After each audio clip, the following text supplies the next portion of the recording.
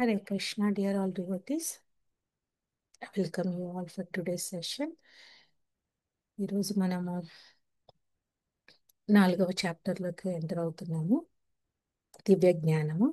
So ముందుగా మన దివ్య జ్ఞానము ట్రాన్సెండెంటల్ నాలెడ్జ్ తెలుసుకునే ముందు ఒక చిన్న కీర్తన చేసుకొని, ఉమ్, ఎందుకంటే గురువు ద్వారా ఈ జ్ఞానం, ఈ దివ్య జ్ఞానాన్ని మనం చర్చించుకోవడానికి అవకాశం దొరికింది కాబట్టి గురుదేవికి ఒకసారి ప్రణామం చెప్పుకుంటూ తర్వాత ప్రేయర్స్ ఆఫర్ చేసి కథలోకి ఎంటర్ అవుదాము. ఈ లోపు అందరు జాయిన్ అయిపోతారు. హరే కృష్ణ.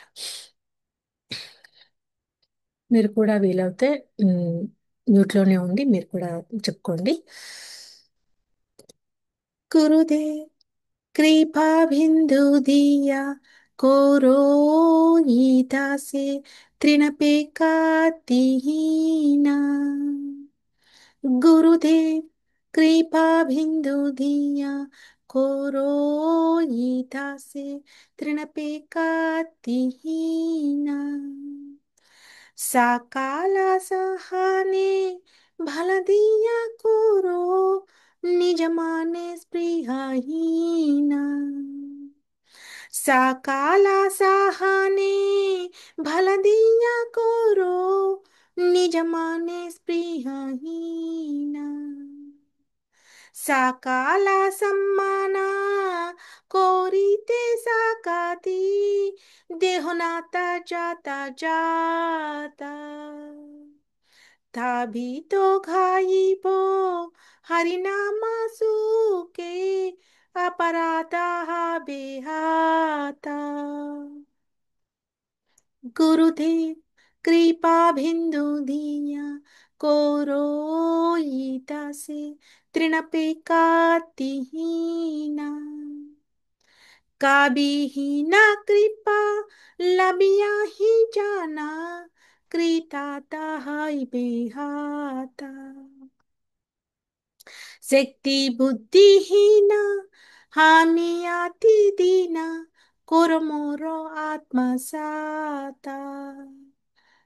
गुरुदेव कृपा बिंदु दिया कोरो ईदा से तृणपे कातिहीना। जो ज्ञाता विचारा किच नाही पाए तुम्हारा करुणा सारा। करुणा ना होलिए कांडिया कांडिया प्राणा ना राखिबो आरा। करुणा ना होलिए कांडिया कांडिया प्राणा ना राखिबो आरा। गुरुदेव कृपा बिंदु दिया कोरो ईता से तृणपे कातिहीना। साकाला सहाने भल दिया कोरो निजमाने स्पृहहीना। మీనింగ్ కూడా చదివేసుకుందాము. గురుదేవా, give to this servant just one drop of mercy.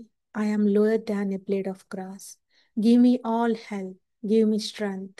Let me be as you are, without desires or aspirations. I offer you all respect, for thus I may have the energy to know you correctly. Then, by chanting the holy name is great ecstasy, all the offenses will cease. O Lord and Master, when will such mercy fall to this one who is weak and devoid of intelligence? Allow me to be with you. If you examine me, you will find no qualities. Your mercy is all that I am made of. If you are not merciful unto me, I can only weep, and I will not be able to maintain my life. Hare Krishna. Hare Krishna, dear devotees. ఇప్పుడు ఒకసారి prayers offer చేద్దాము. ॐ अज्ञानतिमिरान्धस्य ज्ञानाञ्जनशलाकया चक्षुरुन्मिलितं येन तस्मै श्रीगुरवे नमः। श्रीचैतन्यमनोभीष्टं स्थापितं येन भूतले स्वयं रूपा कथा मह्यं ददाति स्वपदान्तिकं। नमो विष्णुपादाय कृष्णप्रेष्ठाय भूतले श्रीमते भक्तिवेदान्त स्वामिन् इति नामिने। नमस्ते सारस्वते देवे गौरवाणी प्रचारिणि निर्विशेष शून्यवादे पाश्चात्य देशतारिणि। जय श्री कृष्ण चैतन्य प्रभु नित्यानंद श्री अद्वैत गदाधर श्रीवासादि गौर भक्तवृंदा। हरे कृष्णा कृष्ण कृष्णा हरे हरे, हरे राम राम राम हरे हरे। ओम नमो भगवते वासुदेवाय। ओम नमो भगवते वासुदेवाय। ओम नमो भगवते वासुदेवाय।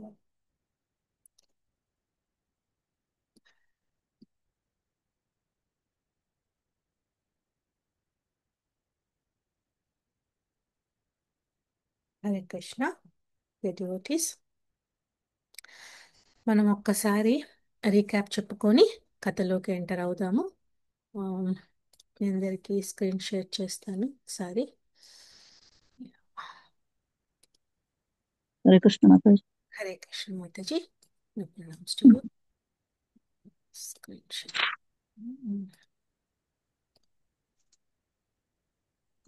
మీకు అందరికి కనబడుతుంది కదా? Thank you Mataji.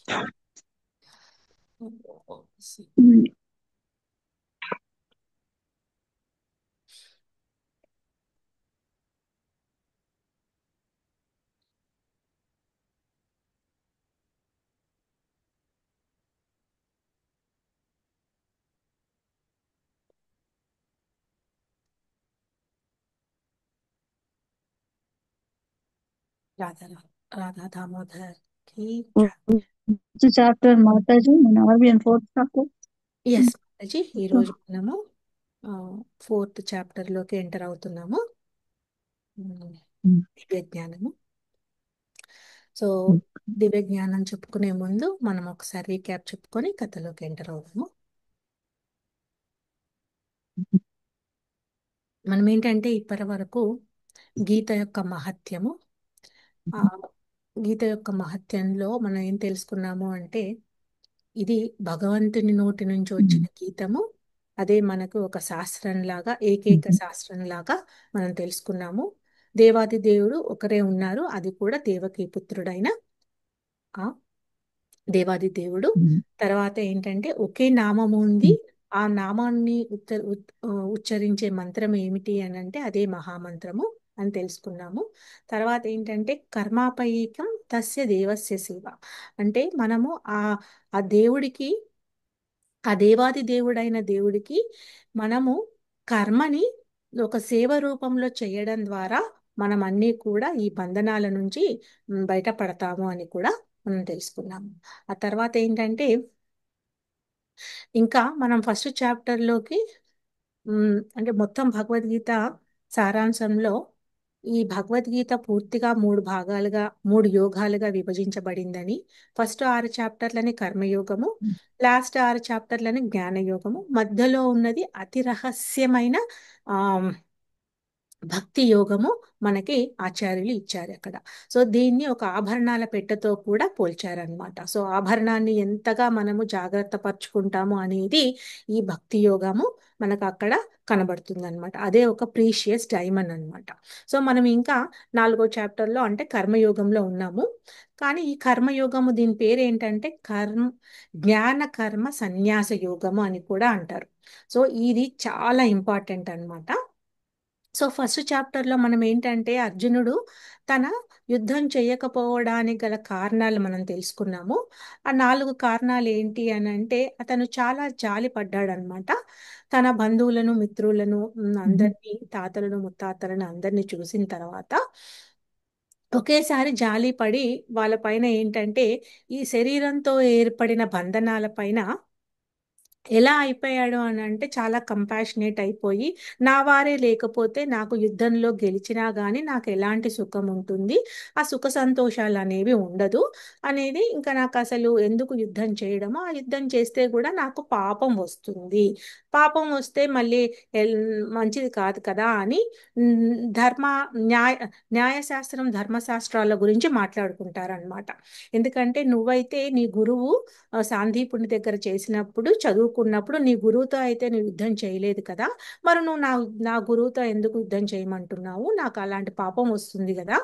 అలాగే నువ్వేమి నీ బంధువులతో నువ్వు పోరాటం చేయలేదు, మరి నా బంధువులతో నువ్వు ఎలా పోరాటం చేయమంటున్నావు అని వాళ్ళు చాలా ఈ ఈ ఈ సంవాదంలో చాలా మంచి మంచి విషయాలన్నీ కూడా చర్చించుకుంటారనమాట. తర్వాత ఏమనుకుంటాడంటే 4వ కారణము కుటుంబ సంప్రదాయాలు నశించిపోతాయి అని. సో ఈ విధంగా చేయడం వల్ల స్త్రీలకు రక్షణ ఉండదు. తర్వాత ఏంటంటే పితృతర్పణాలు చేయడానికి కూడా మనకి వంశం అనేది ఉండదు. దానివల్ల సాంప్రదాయాలన్నీ నశించిపోయి మనం అసలు ధర్మమే అక్కడ స్థాపన కాదు అనేది అన్ని విషయాలు చెప్తూ ఉంటే ఒక విధంగా మనం ఆలోచిస్తే అవన్నీ కరెక్టే కదా అని అనిపిస్తూ ఉంటాయి అన్నమాట. సో ఇక్కడ అందుకని ఇది భగవద్గీత అనేది ఏంటంటే కేవలము అర్జునుడికి కృష్ణుడు ఉపదేశించలేదు. ఇది ఒక ప్రతి ఒక్క మానవ జాతికి అంటే మానవాళికి సమస్త మానవాళికి ఉపయోగపడే శాస్త్రం అన్నమాట.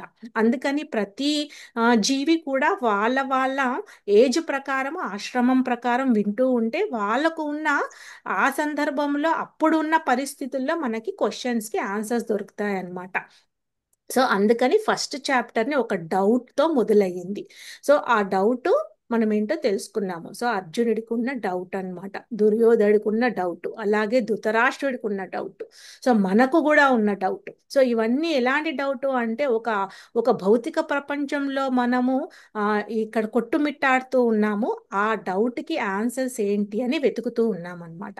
అప్పుడు ఆ డౌట్ని తీసుకొని అర్జునుడు ఎవరి దగ్గరికి వెళ్ళాడు మనం సెకండ్ చాప్టర్ లో తెలుసుకున్నాం. గీతాసారం పూర్తిగా ఏంటంటే ఒక గురువుని ఆశ్రయించాడు అనమాట.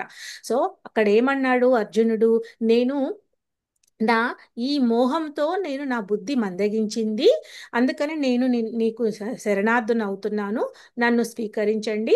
నేను ఇక్కడ ఏంటంటే కంప్లీట్గా సరెండర్ అవుతున్నాను, ప్రపత్తి తీసుకుంటున్నాను అని చెప్తాడనమాట. సో ఆ విధంగా నేను ప్రపత్తి తీసుకొని మీరు చెప్పిన దాన్ని నేను శిరస వహించడానికి ప్రయత్నిస్తాను అని తన తన క్వశ్చన్స్ అన్నీ కూడా భగవంతుడి ముందు పెడతాడనమాట. అప్పుడు భగవంతుడు ఎందుకంటే అది పెట్టడానికి భగవంతుడు చక్కగా తన ప్రేరేపిస్తాడనమాట. ఎప్పుడైతే మనము పిల్లలతో కానీ ఎవరితో కానీ మనము ఏదైనా తెలుసుకోవాలి అని అన్నప్పుడు ప్రేరేపించామనుకోండి, అప్పుడు వాళ్ళు చక్కగా వాళ్ళ హృదయంలో ఉన్నది చెప్తారు కదా. సో ఫస్ట్ ఏంటంటే నచ్చ చెప్తాడు, ఏంటి నువ్వు నపుంసకునిలాగా అయిపోయావా, ఏంటి ఇలా మాట్లాడుతున్నావు, ఒక గాంధీవధారి అయిన అర్జునుడివి, యుద్ధం చేయాలనేది నీ క్షత్రియ ధర్మము, అలాంటిది నువ్వు యుద్ధం చేయకుండా ఆపాలని ఇలాంటి అన్ని కారణాలు చెప్తున్నావు అని అన్ని కూడా నచ్చ చెప్తూ తనకేంటంటే తన తన ధర్మాన్ని తనకి గుర్తు చేస్తాడనమాట. సో ఆ విధంగా అతను తెలుసుకొని మనకి తర్వాత ఏంటంటే శరీరానికి సంబంధించిన బాధ అనేది ఏంటంటే అది ఆ శరీరం ఉన్నంత వరకే ఆ బాధ అనేది ఉంటుంది. ఆ తర్వాత శరీరము 2 విధాలుగా ఉంటుంది. అది ఒక సూక్ష్మ శరీరము, స్థూల శరీరం అని తెలుసుకున్నాము. ఈ స్థూల శరీరము ఎప్పుడైతే మనము మరణిస్తామో ఈ చైతన్యం అనేది ఈ శరీరంలో నుంచి వెళ్ళిపోతుందో అప్పుడు స్థూల శరీరానికి ఎలాంటి విలువ ఉండదన్నమాట. ఆ సూక్ష్మ శరీరము మనకి మనసు, బుద్ధి, అహంకారంతో కూడి ఉంటుంది. సో ఈ మనసు, బుద్ధి, అహంకారంతో కూడుకున్న ఈ సూక్ష్మ శరీరము కూడా ఎప్పుడైతే భగవంతునితో అంటే అక్కడే ఆత్మతో కలిసి ఉంటుందన్నమాట. సో ఆత్మ ఈ మూడింటిని క్యారీ చేస్తూ ఉంటుంది. ఆత్మ ఈ మూడింటిని ఎప్పుడైతే దానిని ఆహుతి చేసుకుంటుందో అప్పుడే పరమాత్మతో కలుస్తుందన్నమాట. అందుకని మనము అక్కడ మన ఐడెంటిటీ హూ మా హూ ఆమ్ ఐ అని తెలుసుకున్నాము. మనం ఎవరమి, మనం ఎవరము అనేది అక్కడ తెలుసుకుంటే మన అన్ని ప్రశ్నలకు సమాధానం దొరుకుతుంది. ఇప్పుడు అందరు అనుకుంటారు మరి ఈ శరీరంతో ఉన్న అటాచ్మెంట్స్ మన సిబ్లింగ్స్ కానీ మన రిలేటివ్స్ కానీ ఆ, మన ఫ్రెండ్స్ కానీ ఉంటారని. అది కేవలము కూడా ఈ శరీరం ఉన్నంత వరకే. ఆ తర్వాత వాళ్ళకి మనకి ఎలాంటి సంబంధము ఉండదు. కానీ ఆత్మకు సంబంధం ఉంటుంది. ఎందుకంటే 84 జీవరాశుల్లో ఉన్న యోనిల్లో ఒక్కొక్క యోనిలో ఎక్కడికి వెళ్తుందో అది ఆ ఆత్మ. సో మనకి ఏవైతే డిజైర్స్ కోరికలు అనేవి ఉంటాయో అవన్నీ కూడా భగవంతునితో కలుపుకొని వాటిని మనం తీర్చుకోవడానికి ప్రయత్నం చేస్తూ ఉండాలి అన్నమాట. లేదు అని అంటే ఆత్మ చెలిస్తూ ఉంటుంది, సంచరిస్తూ ఉంటుంది. ఎందుకంటే అది శాశ్వతమైనది, మరణించదు అని తెలుసుకున్నాము. తర్వాత మన ధర్మాలు ఏంటో తెలుసుకున్నాము. మన స్వధర్మం ఏంటి, మన నిత్య ధర్మం ఏంటి. సో మనకి ప్రతి ఒక్కరికి కూడా ఒక ధర్మం అనేది ఉంటుంది. సో వాళ్ళ వాళ్ళ ఆశ్రయాలం ప్రకారము, వాళ్ళ వర్ణాశ్రమం ప్రకారము వాళ్ళ ధర్మం నిర్ణయించబడి ఉంటుందన్నమాట. ఆ విధంగా అది తెలుసుకుంటూ అలాగే మన నిత్య ధర్మం ఏముంది అంటే భగవంతుడు ఎంతో సృష్టి చేశాడు, ఎన్నో జీవరాశులను సృష్టించాడు. కానీ ఎంత సృష్టించినా కానీ అతనికి ఆ తృప్తి కలగలేదన్నమాట. ఎప్పుడైతే మానవుడికి ఉన్న మేధాశక్తిని తనకి చాలా నచ్చి మానవుడిని సృష్టిస్తాడనమాట.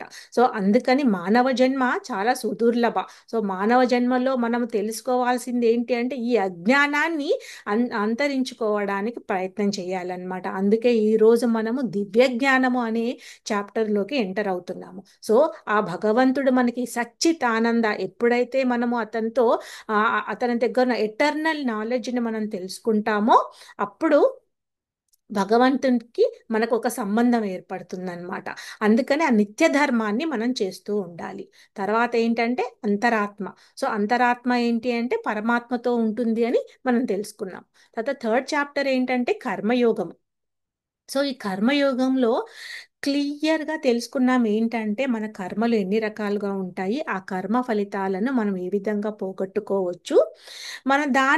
మన కర్మ ప్రతి ఒక్క జీవి కూడా ఏదో ఒక యాక్షన్, ఏదో ఒక కర్మ చేస్తూ ఉంటారనమాట. సో అప్పుడు అందుకని ఆ కర్మని మనకి కర్మ నుంచి వచ్చే ఫలితము మంచిది చెడ్డది అని ఉంటుంది. సో అలా పుణ్యఫలము పాపఫలము అనేది మనకు వస్తుంది. సో అందుకనే దాని నుంచి మళ్ళీ మన జన్మ అనేది ఏర్పడుతుంది. సో ఆ పాపాన్ని మనం కరిగించుకోవడానికి ఏ విధంగా మనము రెగ్యులేట్ చేసుకోవాలి మన యాక్టివిటీస్ని. సో మనం ఈ మూడో చాప్టర్ తర్వాత థర్డ్ అండ్ ఫిఫ్త్ ఒక ట్విన్స్ లాగా ఉంటాయని మనం తెలుసుకున్నాము. ఫిఫ్త్ చాప్టర్ మనకి కూడా కర్మ యోగం గురించే తెలుసుకుంటాము. కానీ అది కృష్ణ చైతన్యంలో కర్మ ఎలా చేయాలి అని తెలుసుకుంటాము అక్కడ. తర్వాత ఇంకోటి ఏంటంటే ఈ ట్రీ అనే దాంట్లో త్యాగము. సో ఇక్కడ అర్జునుడికి మళ్ళీ క్వశ్చన్ వస్తుందన్నమాట. సో క్వశ్చన్ రావడం అనేది చాలా సహజము. మనకి క్వశ్చన్స్ వస్తాయి, కానీ వాటిని ఏంటంటే క్వశ్చన్స్ వచ్చినప్పుడు వాటిని ఎక్కడ అడగాలి, ఎక్కడ పెట్టాలి అని తెలుసుకోలేక మనం సతమతం అవుతూ ఉంటామన్నమాట. ఇక్కడ ఆచార్యులు ఏం చెప్పారు అంటే క్వశ్చన్ అనేది ఒక డీమన్ లాగా, అది తీరకపోతే అది ఎప్పుడు కూడా మనల్ని తినేస్తూ ఉంటుంది. అందుకని వాటిని ఎప్పటికప్పుడు మనం క్లారిటీ తెచ్చుకుంటూ ఉండాలి. సో అర్జునుడు ఏంటంటే ప్రతి ఒక్క దాంట్లో యాక్చువల్గా మనం చూస్తూ ఉన్నప్పుడు త్రూ అవుట్ ద భగవద్గీతలో ఒక్కటే క్వశ్చన్ పదే పదే పదే పదే అడుగుతూ ఉంటాడు. కానీ దానిని డిఫరెంట్ డిఫరెంట్ యాంగిల్స్లో డిఫరెంట్ డిఫరెంట్గా మనకి తెలుస్తూ ఉంటుందన్నమాట. ఇక్కడ అర్జునుడికి ఉన్న క్వశ్చన్ ఏంటంటే నేను కర్మ చెయ్యాలా లేదా అంటే నేను సన్యాసం తీసుకోనా. ఎందుకు ఈ కర్మ చేసి పాపం తెచ్చుకోవాలి, నేను ఏ విధంగా వదిలేసి నేను అరణ్యానికి వెళ్ళిపోతే అంటే సన్యాసం తీసుకుంటే అయిపోతుంది కదా, ఎందుకు చెయ్యాలి అనే క్వశ్చన్ వస్తుందన్నమాట. అప్పుడు శ్రీకృష్ణుడు ఏం సమాధానం చెప్తాడు అంటే అర్జునుడు చాలా తపస్సు చేసి ఎన్నో అస్త్రశస్త్రాలను జయించినవాడు, తను ఈజీగా సన్యాసం తీసుకోవచ్చు. కానీ ఇప్పుడు నువ్వు చేయాల్సింది కర్మనే. నువ్వు ఎప్పుడైనా కర్మ జ్ఞానము అనేది ఒకదానిపైన ఒకటి ఆధారపడి ఉంటుంది. ఇప్పుడున్న పరిస్థితుల్లో ఇప్పుడు మనం పిల్లలకి చెప్తాం కదా, చాలా మంది ఏమనుకుంటారు అని అంటే ఒకేసారి ఇప్పుడున్న జనరేషన్లో కొంతమంది ఏమంటారంటే నేనే ఈ ఆ, అంటే ఒక ఫ్యామిలీస్ని చూసి కానీ వాళ్ళ ఇంట్లో ఉన్న పరిస్థితులను చూసి కానీ ఈ పెళ్ళిళ్ళు చేసుకోవడం కానీ ఇలా ఉండడం కానీ నచ్చక మేము ఏమీ వద్దు డైరెక్ట్గా మేము సన్యాసం తీసుకుంటాము అని అంటారు. కానీ మనకి స్క్రిప్చర్స్లో అలా చెప్పలేదన్నమాట. నువ్వు కంప్లీట్గా రెనౌన్స్ అవ్వాలి, దాని గురించి తెలుసుకోవాలి. లేకపోతే మనం తెచ్చుకున్నాం కదా ఆ వైరాగ్యం అనేది ఇప్పుడు ఆ క్షణకాలంలో అనిపిస్తుంది, కానీ తర్వాత ఏంటంటే మళ్ళీ మనము ఆ మ్, అప్పుడు వాళ్ళకి అనిపించింది అనుకోండి పెళ్లి చేసుకోవాలి అని, అప్పుడు దాన్ని సన్యాసం తీసుకొని అప్పుడు కపట వైరాగిలాగా అయిపోతుంది అనమాట. సో అందుకని ఏంటంటే ఆ వైరాగ్యం అనేది ఉండాలి, కానీ ఎప్పుడు ఉండాలి అని చెప్తారు. ఇప్పుడు 60 ఏండ్ల మనిషికి 70 ఏండ్ల మనిషికి అప్పుడు పెళ్లి చేసుకున్నారు అనుకోండి, అప్పుడు అందరూ అడుగుతారు. ఉమ్, అందుకని ఏంటంటే ఏ ఏ ఏజ్లో చెయ్యాలో ముచ్చట ఆ ఏజ్లో చెయ్యాలి, ఎప్పుడు చేయాలో అప్పుడు చేయాలని మన పెద్దలందరూ మనకి చెప్తూ ఉంటారు కదా, అదన్నమాట. అందుకనే మన ప్రతి పనిని కూడా అర్జునుడికి చెప్తూ ఉన్నాడనమాట, త్యాగం ఎలా చేయాలి ఎప్పుడు చేయాలి అని. ఆ విధంగా నువ్వు ఇప్పుడు ఈ రెగ్యులేట్ చేసుకోవాలి ప్రతి పని, నువ్వు చెప్తున్నాను నేను, నువ్వు ఇది చెయ్యి. ఎలా చేయమంటున్నాడు, మనం చెప్పుకున్నాం కదా ఏంటది, స్థితప్రజ్ఞుడి లక్షణాలు. సో స్థితప్రజ్ఞుడి లక్షణాల వరకు మనం చేరుకోవాలి అని అంటే మనం బాగా డిటర్మినేషన్ ఉండాలి. ఒక పని అనుకున్నప్పుడు ఒక గోల్ని చేరుకోవాలి అంటే మనం అది చెయ్యాలి కదా. సో అందుకని ఏమన్నారు, ఇది మన లైఫ్ అంతా ఒక ప్రిపరేషన్ లాగా ఉండాలన్నమాట. ఒక ఎగ్జామ్కి ప్రిపేర్ అవ్వాలి అనుకున్నప్పుడు మనం ప్రిపరేషన్ లేకుండా ఎగ్జామ్ ఇవ్వలేం కదా. సో అట్లాగా మనం ప్రిపేర్ చేసుకోవాలి అని మన యాక్టివిటీస్ని, మన టైంని, మన అలవాట్లని, మన ప్రయారిటీస్ని అన్నిటినీ కూడా మనం సెట్ చేసుకోవాలన్నమాట. అప్పుడే మనము అది చేరుకోగలము. తర్వాత అది ఎలా చేరుకుంటాము అంటే ఎగ్జాంపులరీ బిహేవియర్, అంటే ఒక కామన్ మ్యాన్ ఎప్పుడూ కూడా ఒక గ్రేట్ మ్యాన్ చూసి నేర్చుకుంటాడనమాట. అందుకనేసి ఇక్కడ ఏం చెప్తున్నాడు అంటే నువ్వు ఒక ఎగ్జాంపులరీ బిహేవియర్గా, అంటే నిన్ను చూసి నువ్వు ఒక క్షత్రియుడు కాబట్టి నువ్వు క్షత్రియ ధర్మమే చేయలేకపోతే మిగతా వాళ్ళు ఎలా ఉంటారు, అందుకని తన క్షత్రియ ధర్మం చెయ్యమని ఇక్కడ ప్రేరేపిస్తూ ఉన్నాడనమాట. తర్వాత ఏంటంటే మన సోల్కి ఎప్పుడు కూడా శత్రువులు అనేది ఉండకూడదు. డిస్కనెక్ట్ అయ్యారా? ఓకే. సో ఆ విధంగా మనం అవన్నీ కూడా మనం తెలుసుకున్నాము. ఆ తర్వాత ఇప్పుడు మనం ఫోర్త్ చాప్టర్ ఏంటంటే దీని అక్రోనిం ఏం చెప్పారు అని అంటే ఇయర్స్. ఇయర్స్ అంటే మనకి ఎప్పుడూ కూడా భగవంతుడంట మన నవవిధ భక్తుల్లో శ్రవణం అనే మొదటి మెట్టు. సో శ్రవణం అనే మొదటి మెట్టు ద్వారానే, శ్రవణం ద్వారానే అంటే చెవి కర్ణరంధ్రాల ద్వారా తన ప్రవేశిస్తాడంట మన హృదయంలోకి. సో ఆ చెవి రంధ్రాలను ఎంత చక్కగా మనము మన లాస్ట్ మినిట్ బ్రెత్ వరకు కూడా అది పనిచేస్తూ ఉంటుందన్నమాట. సో అందుకని ఇక్కడ మనకి ఈ చాప్టర్ కూడా అక్రోనిం ఇయర్స్తో మనకి స్టార్ట్ అయ్యింది. సో ఈ అంటే ఏంటంటే ఎటర్నల్ ఎడ్యుకేషన్. సో మనము ఈరోజు ఒక ఎటర్నల్ ఎడ్యుకేషన్ గురించి తెలుసుకోబోతున్నాం, అంటే ఆధ్యాత్మిక జ్ఞానం.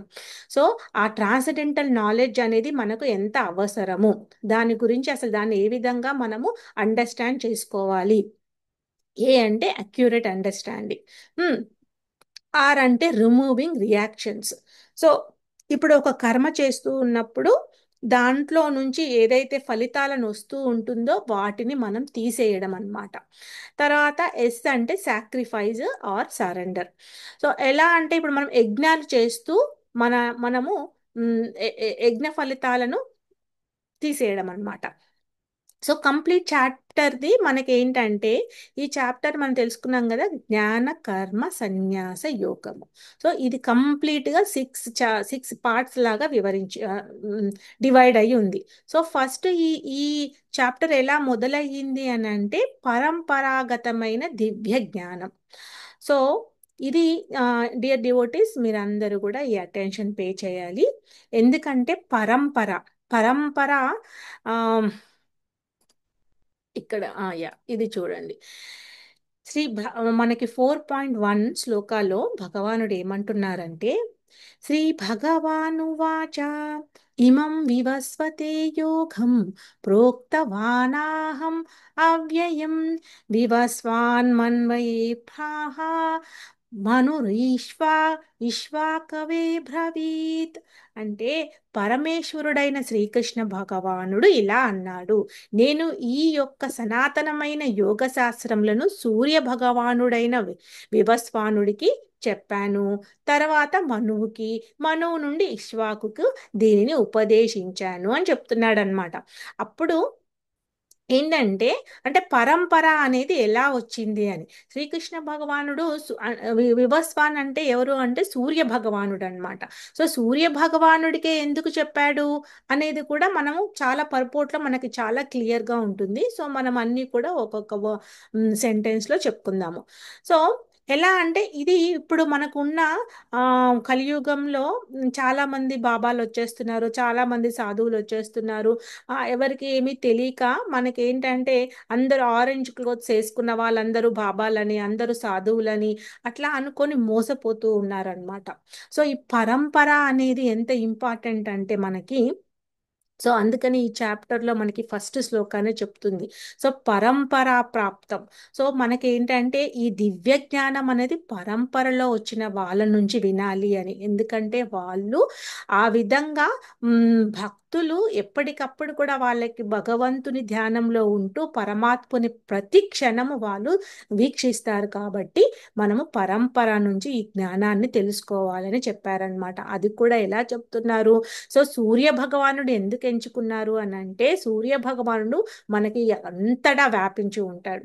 చాలా మంది ఏమనుకుంటారంటే పొద్దున సాయంత్రం ఉదయిస్తాడు, ఈవినింగ్ అస్తమిస్తాడు కాబట్టి తనకి కూడా పుట్టుక మరణం అనేది ఉంటుంది అని. కాదు, అక్కడ ఎక్కడైతే మనకి అస్తమిస్తాడో మళ్ళీ మనం ఇప్పుడు ఇక్కడ US లో మనకి ఉదయిస్తాడు. సో ఆ విధంగా ఏంటంటే తనకి ఒక దగ్గర తను ఆ విధంగా కనబడుతున్నాడు. ఇప్పుడు మనకి అక్కడ రాత్రి అయినప్పుడు చంద్రుడు కనబడుతూ ఉంటాడు, కానీ మనకేంటంటే ఇంకొక దగ్గర ఉదయిస్తున్నాడు. సో అతని అస్తమం అనేది పూర్తిగా జరగడం లేదు, అక్కడ మనకి హైడ్ అవుతుంది అనమాట. సో అందుకనే సూర్య భగవానుతో మనం ఏంటంటే బ్రహ్మేతి భగవానేతి భగవానితి శబ్దతి అనేది మనము భాగవతంలో తెలుసుకుంటాము. 3 రూపాల్లో సూర్యదేవుని మనకి వివరించారు. మనము మొత్తం సారాంశం తెలుసుకున్నప్పుడు కూడా అదే చెప్పుకున్నాం కదా. ఏంటంటే సూర్యకిరణాలు ఒకటైతే తన తన ఉనికి ఒకటన్నమాట. సో ఆ విధంగా మనకేంటంటే అతను ఉన్నాడు అనేది మనం తెలుసుకుంటాము. తన ఆ ఆ ఎఫుల్జెన్స్కే మనం ఎంతో కూడా మనకు తెలిసిపోతూ ఉంటుంది. మార్నింగ్ ఓకే సూర్యుడు ఉదయించబోతున్నాడు, ఓకే బ్రహ్మముహూర్తము వెళ్ళిపోతుంది, ఇది అవుతుంది అని మనకు అన్ని తెలుస్తూ ఉంటాయి కదా. ఆ విధంగా అన్నమాట. బ్రహ్మాన్, పరమాత్మ, భగవాన్ రియలైజేషన్స్ అని 3 రియలైజేషన్స్ గురించి కూడా మనం క్లియర్గా ఇంకా తెలుసుకుంటాము. సో అందుకనే వివస్వానుడు అంటే సూర్య భగవానుడికి చెప్పాడంట. తర్వాత ఏంటి, మనువులో మొదటి వాడైన మను, మానవులో మొదటి వాడైన మనువుకి చెప్పాడు. ఆ తర్వాత ఆ మనువు ఇష్వాకుకి చెప్పాడనమాట. అందుకనే రఘుకుల వంశీకుడు ఇష్వాకుడు అని అంటారు కదా. సో అట్లా ఇష్వాకుకు చెప్పారు. సో ఇష్వాకు నుంచి మనకి అందరికీ కూడా అలా అలా పరంపర వచ్చిందనమాట. కానీ కాలక్రమేణా ఏమైంది అని అంటే ఈ పరంపర ఇక్కడ చూడండి, ఇక్కడ ఏమైపోయింది అంటే ఈ పరంపర తర్వాత ఏంటంటే నశించిపోయింది. సో అందుకని ఇప్పుడు నేను మళ్ళీ పునఃస్థాపించడానికి ఆ పరంపరలో నీకు చెప్తున్నాను అర్జున. నువ్వు అప్పుడు ఎందుకంటే అర్జునుడు ఇక్కడ కూడా మళ్ళీ క్వశ్చన్ వేస్తాడనమాట.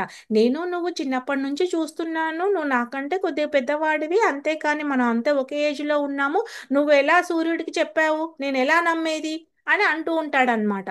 అప్పుడు అందుకని చెప్తాడనమాట, నీకంటే చావు పుట్టుకలు ఉన్నాయి కాబట్టి నువ్వు మర్చిపోతూ ఉన్నాను, కానీ నేను మర్చిపోను, నాకు అన్నీ గుర్తున్నాయి, నేను ఎన్నో సంవత్సరాల నుంచి ఎన్నో యుగాల నుంచి ఇవన్నీ చెప్తున్నాను అని మనకి చెప్తూ వచ్చారనమాట. ఇంకొకటి ఏంటంటే, యాక్చువల్గా దీనికంటే ముందు ఇక్కడ మనకి 4 సంప్రదాయాలు ఉంటాయి. ఇవి వైష్ణవ సంప్రదాయాలు. వీటి గురించి మనం ఎప్పుడు కూడా ఒక క్లారిటీ తెచ్చుకోవాలి. సో చాలా మందికి ఏమనుకుంటారంటే ఆ క్లారిటీ లేకుండా మనము కొన్నిసార్లు ఇక్కడ అక్కడ బివిల్మెంట్ అనేది వస్తూ ఉంటుంది. సో ఇక్కడ 4 సంప్రదాయాలు ఏం చెప్పారు అని అంటే బ్రహ్మ మధ్వ గౌడీయ సంప్రదాయం ఫస్ట్‌ది. తర్వాత ఏంటంటే శ్రీ సాంప్రదాయం గాని లేదా శ్రీలక్ష్మి సాంప్రదాయం గాని అంటారనమాట. సో ఇక్కడ వీళ్ళు ఈ 4 సంప్రదాయాలు కూడా మళ్ళీ కూడా అవి వైష్ణవ సంప్రదాయాలే. తర్వాత రుద్ర సంప్రదాయం దాన్నే లార్డ్ శివ అని. సో రుద్ర సంప్రదాయంలో కూడా ఎందుకంటే వైష్ణవానాం యథాశంభు. సో వైష్ణవుల్లో ప్రథమ వైష్ణవుడు. సో తనది కూడా మనకి వైష్ణవ సంప్రదాయం గురించి చెప్పారు. అదొక సంప్రదాయం, రుద్ర సంప్రదాయం. తర్వాత ఫోర్త్ వన్ వచ్చేసి కుమార సంప్రదాయం. సో ఒక్కొక్క ఆచార్యులు దాన్ని ఏ విధంగా స్థాపించారు అంటే ఈ బ్రహ్మ మధ్వ గౌడీయ సంప్రదాయాన్ని మధ్వాచార్య ద్వారా ఆచరణలోకి వచ్చిందనమాట. అలాగే శ్రీ సంప్రదాయము రామానుజాచార్య. తర్వాత ఏంటంటే రుద్ర సంప్రదాయం వచ్చి విష్ణు స్వామి. కుమా నా కుమార ఈ 4 కుమారాస్ ఉంటారు కదా. సో వాళ్ళు ఏంటంటే నింబార్కాచార్య అనమాట. చాలా మంది శ్రీనాథ్ జీని వాళ్ళందరినీ వర్షిప్ చేస్తూ ఉంటారు. సో వాళ్ళు నింబార్కాచార్య ద్వారా ఇది ఆచరణలోకి వచ్చింది. సో ఇక్కడ మనం తెలుసుకోవాల్సింది ఏంటంటే భగవంతుడు మనకి ఎంత క్లియర్గా మన ఆచార్యులు మనకి ఇక్కడ చెప్తున్నారు. అందరూ వైష్ణవ సంప్రదాయం, కానీ ఒక్కొక్క సంప్రదాయంలో ఒక్కొక్క విధిగా ఇక్కడ మనకి డిఫరెంట్ మార్గాలు అనేది ఉన్నాయన్నమాట. ఇప్పుడు అందుకని యోగము అంటే ఏంటంటే భగవంతుని చేరుకోవడానికి ఒక మార్గము. సో ఇక్కడ మనకి పదే పదే ఎన్నో యోగాలు. ఆ హరే కృష్ణ మాతాజీ, మీకు ఏదైనా మీ కనెక్షన్ కట్ అవుతూ ఉందా మీది? సో యా, సో మనము ఈ విధంగా సంప్రదాయాలు అనేది మనం తెలుసుకుంటూ ఉండాలన్నమాట. ఎందుకంటే ఇవి చాలా ఇంపార్టెంట్. సో మనము ఇప్పుడు తెలుసుకోవాల్సిందంటే బ్రహ్మ ఆ, నుంచి వచ్చిన సంప్రదాయం అన్నమాట. ఇదే టాప్ మోస్ట్ సంప్రదాయం లాగా మనకి ఆచార్యులు ఇచ్చారు. సో మనము ఆ దివ్య చిత్రపటంలో కూడా తెలుసుకున్నాం కదా, భక్తి యోగం ద్వారా భగవంతుని చేరుకోవడం ఎంత సులభమో అని. అది ఇదే బ్రహ్మ మధ్వ గౌడీయ సంప్రదాయం అన్నమాట. సో ఇంకా అలా ముందుకు వెళ్తూ ఉంటే మనం ఏంటంటే ఈ చాప్టర్లో చాలా ఇంపార్టెంట్ శ్లోకాలు ఉంటాయి. సో దాంట్లో ఒక శ్లోకము ఇంకోటి ఏంటంటే భగవంతుడు ఎప్పుడెప్పుడు అవతరణ ఆ, చెందుతాడు అని. సో 4.7 ఏం చెప్తుంది అంటే యథా యథా హి ధర్మస్య గ్లానిర్భవతి భారత అభ్యుత్థానం అధర్మస్య తదాత్మానం సృజామ్యహం. అంటే చెప్తున్నాడనమాట, ఓ భరతవంశీయుడా, యథా యథా హి ధర్మస్య గ్లానిర్భవతి భారత అంటే ఓ భరతవంశీయుడా, ఎప్పుడెప్పుడు మరియు ఎచ్చటెచ్చటైతే ధర్మమునకు మరియు ధర్మాచరణమునకు హాని కలుగుచుండునో అక్కడ, మరియు ఇంకా అధర్మము వృద్ధి నొందునో ఆ సమయమున నేను స్వయంగా అవతరిస్తాను అని చెప్తున్నాడు అనమాట. సో ఇవి చాలా ఇంపార్టెంట్. మనం అందరూ అనుకుంటూ ఉంటారు ఓకే ధర్మాన్ని స్థాపించడానికే కాదు, తను ఏంటంటే అధర్మాన్ని కూడా ఆ వృద్ధి చెందకుండా చేయడానికి తన అవతరిస్తూ ఉంటాడనమాట. సో అట్లాగే ఇంకొక కారణం కూడా ఉంటుందన్నమాట. ఏంటి? పవిత్రానాయ సాధూనాం వినాశాయ చతుష్కృతాం ధర్మ సంస్థాపనార్థాయ సంభవామి యుగే యుగే. అంటే సాధువులను రక్షించుకొనుటకు, తర్వాత దుర్మార్గులను నశింపజేయుటకు. ఉమ్, అలాగే ఇంకో కారణం ఏమంటున్నాడు? ధర్మాన్ని పునఃస్థాపించడానికి నేను ప్రతి యుగమునందు స్వయంగా అవతరిస్తాను అని చెప్తున్నాడు అనమాట. సో ఇది ఈ 3 కారణాలు ఎప్పుడు మనం గుర్తించుకుంటూ ఉండాలి. ఏంటంటే ఎప్పుడైతే ఎవరికైతే సాధు పురుషులను రక్షించాలి అని అన్నప్పుడు భగవంతుడు అక్కడ ప్రత్యక్షమవుతాడు. అలాగే దుర్మార్గులకి పాఠం చెప్పడానికి, దుర్మార్గాన్ని అధర్మాన్ని నశింపజేయడానికి భగవంతుడు స్వయంగా అవతరిస్తారు. అలాగే ధర్మాన్ని పునఃస్థాపించడానికి కూడా భగవంతుడు స్వయంగా వస్తాడనమాట. సో ఇక్కడ ఏంటంటే మనము భాగవతంలో కృష్ణలీలలు తెలుసుకునేటప్పుడు ఆ ఏ విధంగా ఆ తన అందరినీ ఆ నశింపజేశాడు అనేది మనం తెలుసుకుంటాము. ముందు శ్లోకాలు తెలుసుకుందాము. ఇక్కడ యాక్చువల్గా ఇక్కడ ఏంటంటే ధర్మము అధర్మానికి ఒక చిన్నగా మన ఆచార్యులు ఏం చెప్పారు అని అంటే పాండురాజుల్లో వాళ్ళ అంటే పాండురాజు కుమారులు ఎవరు, వీళ్ళందరూ ఉన్నారు కదా. ధృతరాష్ట్రుడు, అర్జునుడు, దుర్యోధనుడు, నకుల సహదేవులు. సో వాళ్ళల్లో ధర్మం ఎలా అంటే అందరూ కూడా దయతో, చాలా నిజాయితీతో, సంతోషంతో, ఎంతగా అంటే ఎంత కారుణ్యంతో వాళ్ళు ఉన్నారు అని అంటే వాళ్ళ ధర్మము ఉన్నా కానీ అక్కడ ఏమైపోతుంది అని అంటే ఇక్కడ ఆ ధృతరాష్ట్రుని కుమారుని దుర్యోధను దగ్గర అహంకారము, తర్వాత కామము, ఒకలాంటి మోహము, దురాశ, అసూయ, క్రోధము ఇవన్నీ ఎక్కువైపోయాయి అన్నమాట. సో ఆ ఎక్కువైపోయినప్పుడు దానిని దించడానికి భగవంతుడు వస్తాడనమాట. సో ధర్మాన్ని ఎత్తడానికి, అధర్మాన్ని దించడానికి భగవంతుడు వస్తూ ఉంటాడు అని మనకి ఈ పట్టిక ద్వారా తెలుస్తూ ఉంది. తర్వాత ఏంటంటే అంటే భగవంతుడు అవతరణ ఎలా ఉంటుంది అందరు అనుకుంటారు. చాలా మందికి, కొంతమందికి ఎలాంటి అపోహలు ఉంటాయంటే కృష్ణుడు కూడా తనకు కూడా కర్మ చేశాడు, రాముడు కూడా కర్మ చేశాడు, వాళ్ళందరికీ ఏంటంటే ఒక మానవుల్లాగా ఉన్నారు కాబట్టి వాళ్ళు దేవతలు ఎలా అవుతారు. కాదండి. ఇక్కడ మనం తెలుసుకోవాల్సింది ఏంటంటే మనము పుట్టింది పుట్టుక అయితే భగవంతుడి పుట్టుక అనరు, దాన్ని అవతరణ అంటారనమాట. జన్మ కర్మ చ మే దివ్యం ఏవం యోవేతి తత్వతః తత్వాదేహం పునర్జన్మ నైతి మామేతి సో అర్జున. ఏమంటున్నారంటే నా జన్మము మరియు కర్మల దివ్యత్వము యథార్థముగా నెరిగినవాడు. అంటే జన్మ కర్మ, నా యొక్క జన్మము కర్మము ఎవరైతే తెలుసుకుంటారో వాళ్ళది ఎలా ఉంటుంది అంటే వాళ్ళ దేహం అంట, వాళ్ళ దేహం విడిచిన పిమ్మట తిరిగి ఈ భౌతిక ప్రపంచానికి అసలు రాకుండా శాశ్వతంగా నా ధామాన్ని పొందుతారు అని చెప్తున్నాడు ఇక్కడ క్లియర్గా. ఈ శ్లోక వింటే అందరికీ అర్థమైపోవాలండి భగవద్గీత ఉన్న సారాంశం కూడా. ఎందుకంటే ఎప్పుడైతే భగవత్ తత్వము, భగవంతుడి లీలలు, పరమాత్మ మనకు ఆల్రెడీ అన్నీ చెప్పేస్తున్నాడు.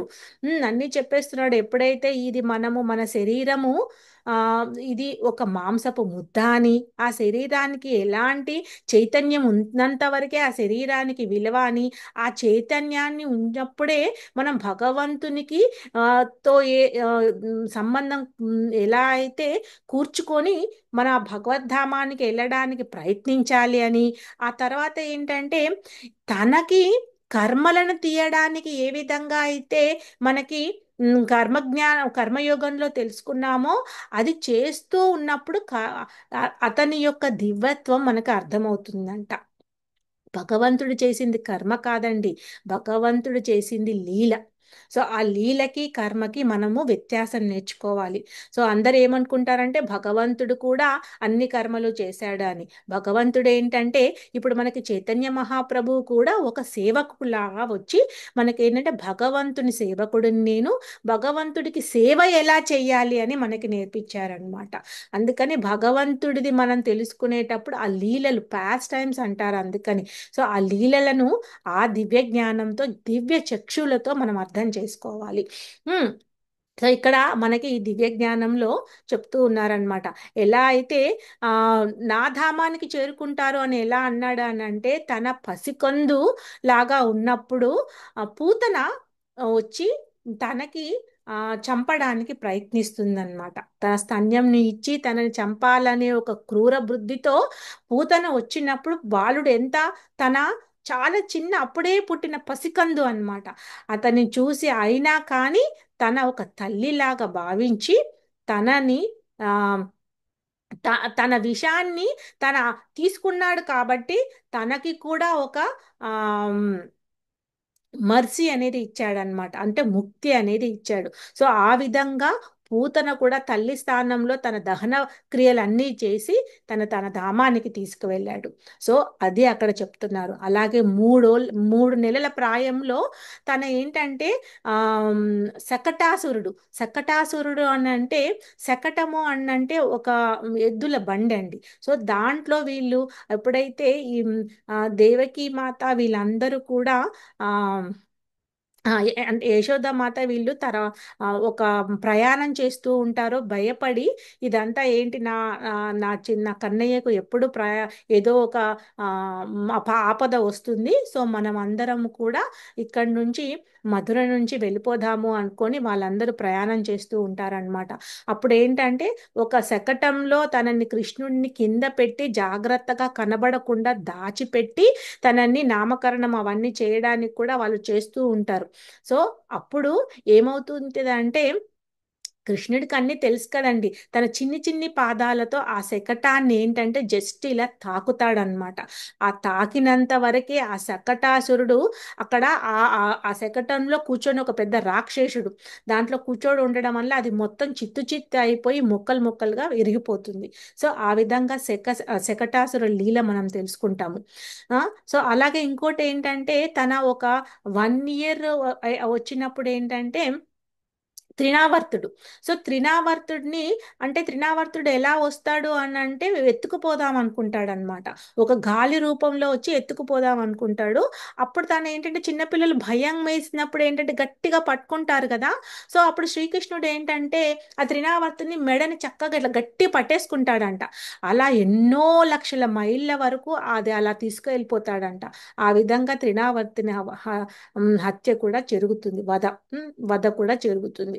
సో అట్లా వాళ్ళందరినీ వధ జరిగినా కానీ మళ్ళీ కూడా వాళ్ళందరు నాదామాన్నే పొందారు అని ఇక్కడ చెప్తున్నాడు అనమాట. ఆ లీలలన్నీ ఒక్కొక్క లీల మనం ఎప్పుడైతే భాగవతంలో శ్రీకృష్ణుని 10వ కంటో అండి, ఒక్కొక్క లీల ఒక్కొక్క ఆ, మనకి ఆ, దివ్యమైన ఆనందాన్ని కలిగిస్తుంది అనమాట. అలా ఎన్నో తర్వాత ఏంటంటే 7 ఏళ్ల బాలుడుగా ఉన్నప్పుడు తన గోవర్ధన పర్వతాన్ని ఎత్తుతాడు. సో చిటికన వేలుతో గోవర్ధన పర్వతాన్ని ఎత్తి మొత్తం కూడా అందరికీ కూడా అంటే ఇంద్రునికి గుణపాఠం చెప్పడానికి, ప్రతి ఒక్కరిని రక్షించడానికి అలా వారం రోజుల పాటు ఆ విధంగా చిటికనేటితో మనల్ని ఆ గోవర్ధన పర్వతం మనము అందరం కూడా ఆ ఆ దామోదర మాసంలో చేసుకుంటాం కదా, అదనమాట.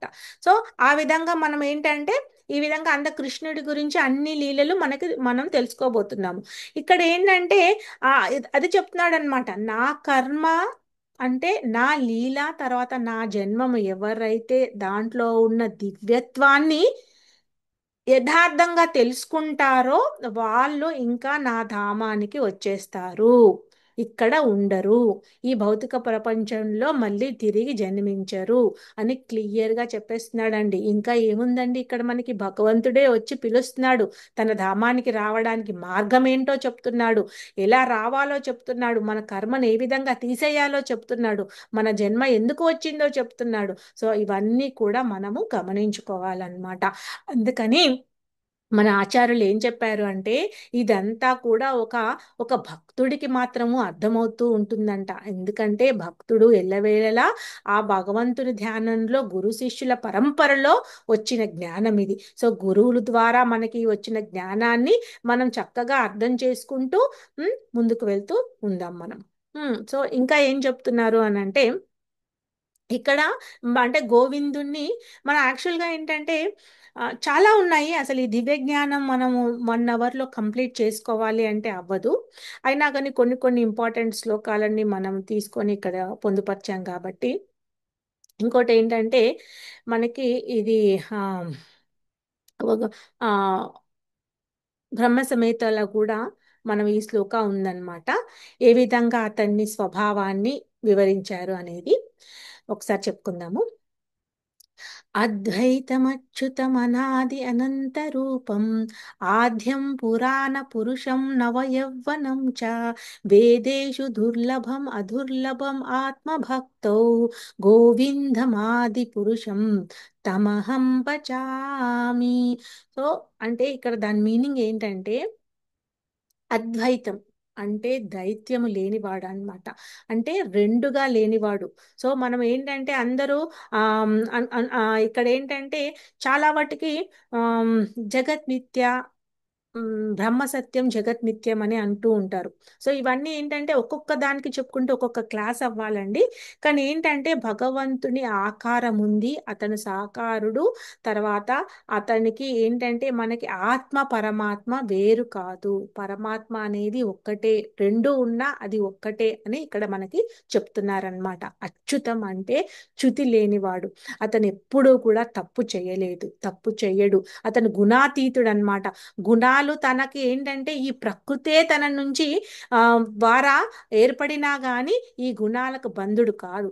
మనము అంటే ఒక జీవుడు మాత్రమే గుణాలకు బద్ధుడై మనము ఆ, ఏంటి మనము రజోతమో గుణాలలో మనం ఎప్పుడు కొట్టుమిట్టాడుతూ ఉంటాము. అందుకని సాత్వికంగా ఆహారాన్ని తీసుకుంటూ సాత్వికంగా మనము మన అలవాట్లను చేంజ్ చేసుకుంటూ సత్వగుణం నుంచి విశుద్ధ సత్వానికి చేరుకోవాలి అని మన ఆచార్యులు మనకు చెప్తూ ఉంటారనమాట. తమో రజో గుణాలు అనేది మనం విడనాడాలి అని ఇక్కడ మనకి చెప్తూ ఉన్నారు. తర్వాత అనాది అంటే పుట్టుక లేనివాడు, అనాదిగా ఉన్నవాడు. ఇప్పుడు అంటారు కదా, పుట్టుక మనకి అనాది అని అంటే ఉమ్, దానికి మొదలు అంతము లేదు అని అర్థం అన్నమాట. మనం దాని గురించి మళ్ళీ స్టోరీలు మనం తర్వాత చెప్పుకుందాం, ఎప్పుడైతే డీప్ గా వెళ్తామో అప్పుడు చెప్పుకుందాం. తర్వాత ఏంటంటే అనంత రూపం, అంతులేని రూపాలు కలవాడు. సో ఒక్కొక్కరు ఎలా అంటే ఇక్కడ మనకి లీలా అవతారాలని, యుగ అవతారాలని, గుణ అవతారాలని, తర్వాత శక్తాస అవతారాలని, లీలా అవతారాలని, ఇలా చాలా అవతారాలు ఉన్నాయన్నమాట. సో అలా ఒక్కొక్క తన ఎన్నో, తర్వాత స్వరూప అని ఎన్నో రూపాలు తీసుకుంటూ అతనికి ఇక్కడ మనకి చెప్తూ ఉన్నారని, అనంత రూపంలో ఉంటాడు, అంతులేని రూపాలు ఉన్నవారు అని. ఆద్యం అంటే అన్నిటికీ మూలం. ఉమ్, ఇది కూడా చెప్పుకుంటాం కదా మనం రోజు. ఏంటది? ఈశ్వర పరమ కృష్ణ సచ్చిదానంద విగ్రహ అనాదిరాదిర్ గోవింద సర్వకారణ కారణం. సో అన్నిటికీ కారణము, అన్నిటికీ మొదలు, ఆ అనాదికి అంతానికి మొదలైన వారు ఎవరు అని అంటే తనే అని ఇక్కడ చెప్తున్నారు. పురాణ పురుషం, పురాతనమైన వాడు. నవ యవ్వనం చ, సో నిత్య యవ్వనుడు.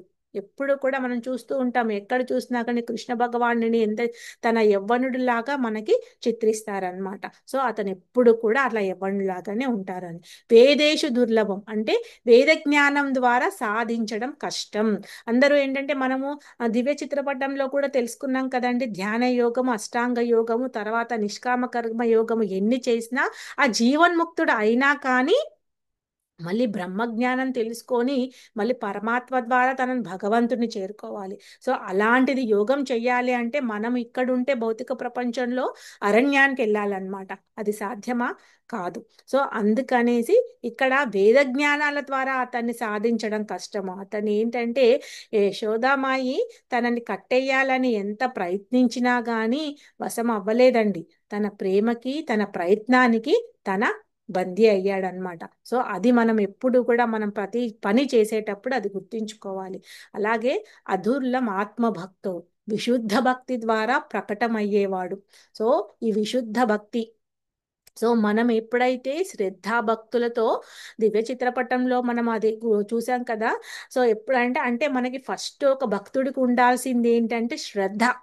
ఆ శ్రద్ధతో మనం ఏంటంటే ఒక పని చెయ్యాలి అని అంటే ఆ శ్రద్ధ, ఇప్పుడు టైంకి మనకి క్లాస్ వస్తుంది, ఓకే థర్స్డే వచ్చింది 7 o'clockకి మనకి క్లాస్ స్టార్ట్ అవుతుంది. సో అంటే మనము ఆ టైం కల్లా మనము ప్రయారిటీ సెట్ చేసుకొని మనము క్లాస్కి రావాలి అనే శ్రద్ధ మనకి ఏ విధంగా ఉంటుందో ఆ విధంగా పెంచుకుంటూ పెంచుకుంటూ మనం రెగ్యులేట్ చేసుకున్నప్పుడు ఏమవుతుంది అని అంటే మనకి చక్కగా అది అర్థమవుతూ ఉంటుందన్నమాట. అందుకని ఆ శ్రద్ధతో మనం భజన క్రియతో ఈ విధంగా సాంగత్యం చేస్తూ ఉంటే ఆ తర్వాత భగవంతుని చేరుకుంటాము, విశుద్ధ సత్వంలోకి వెళ్తారు అని తన ఈ విధంగా మనకి చెప్పారనమాట.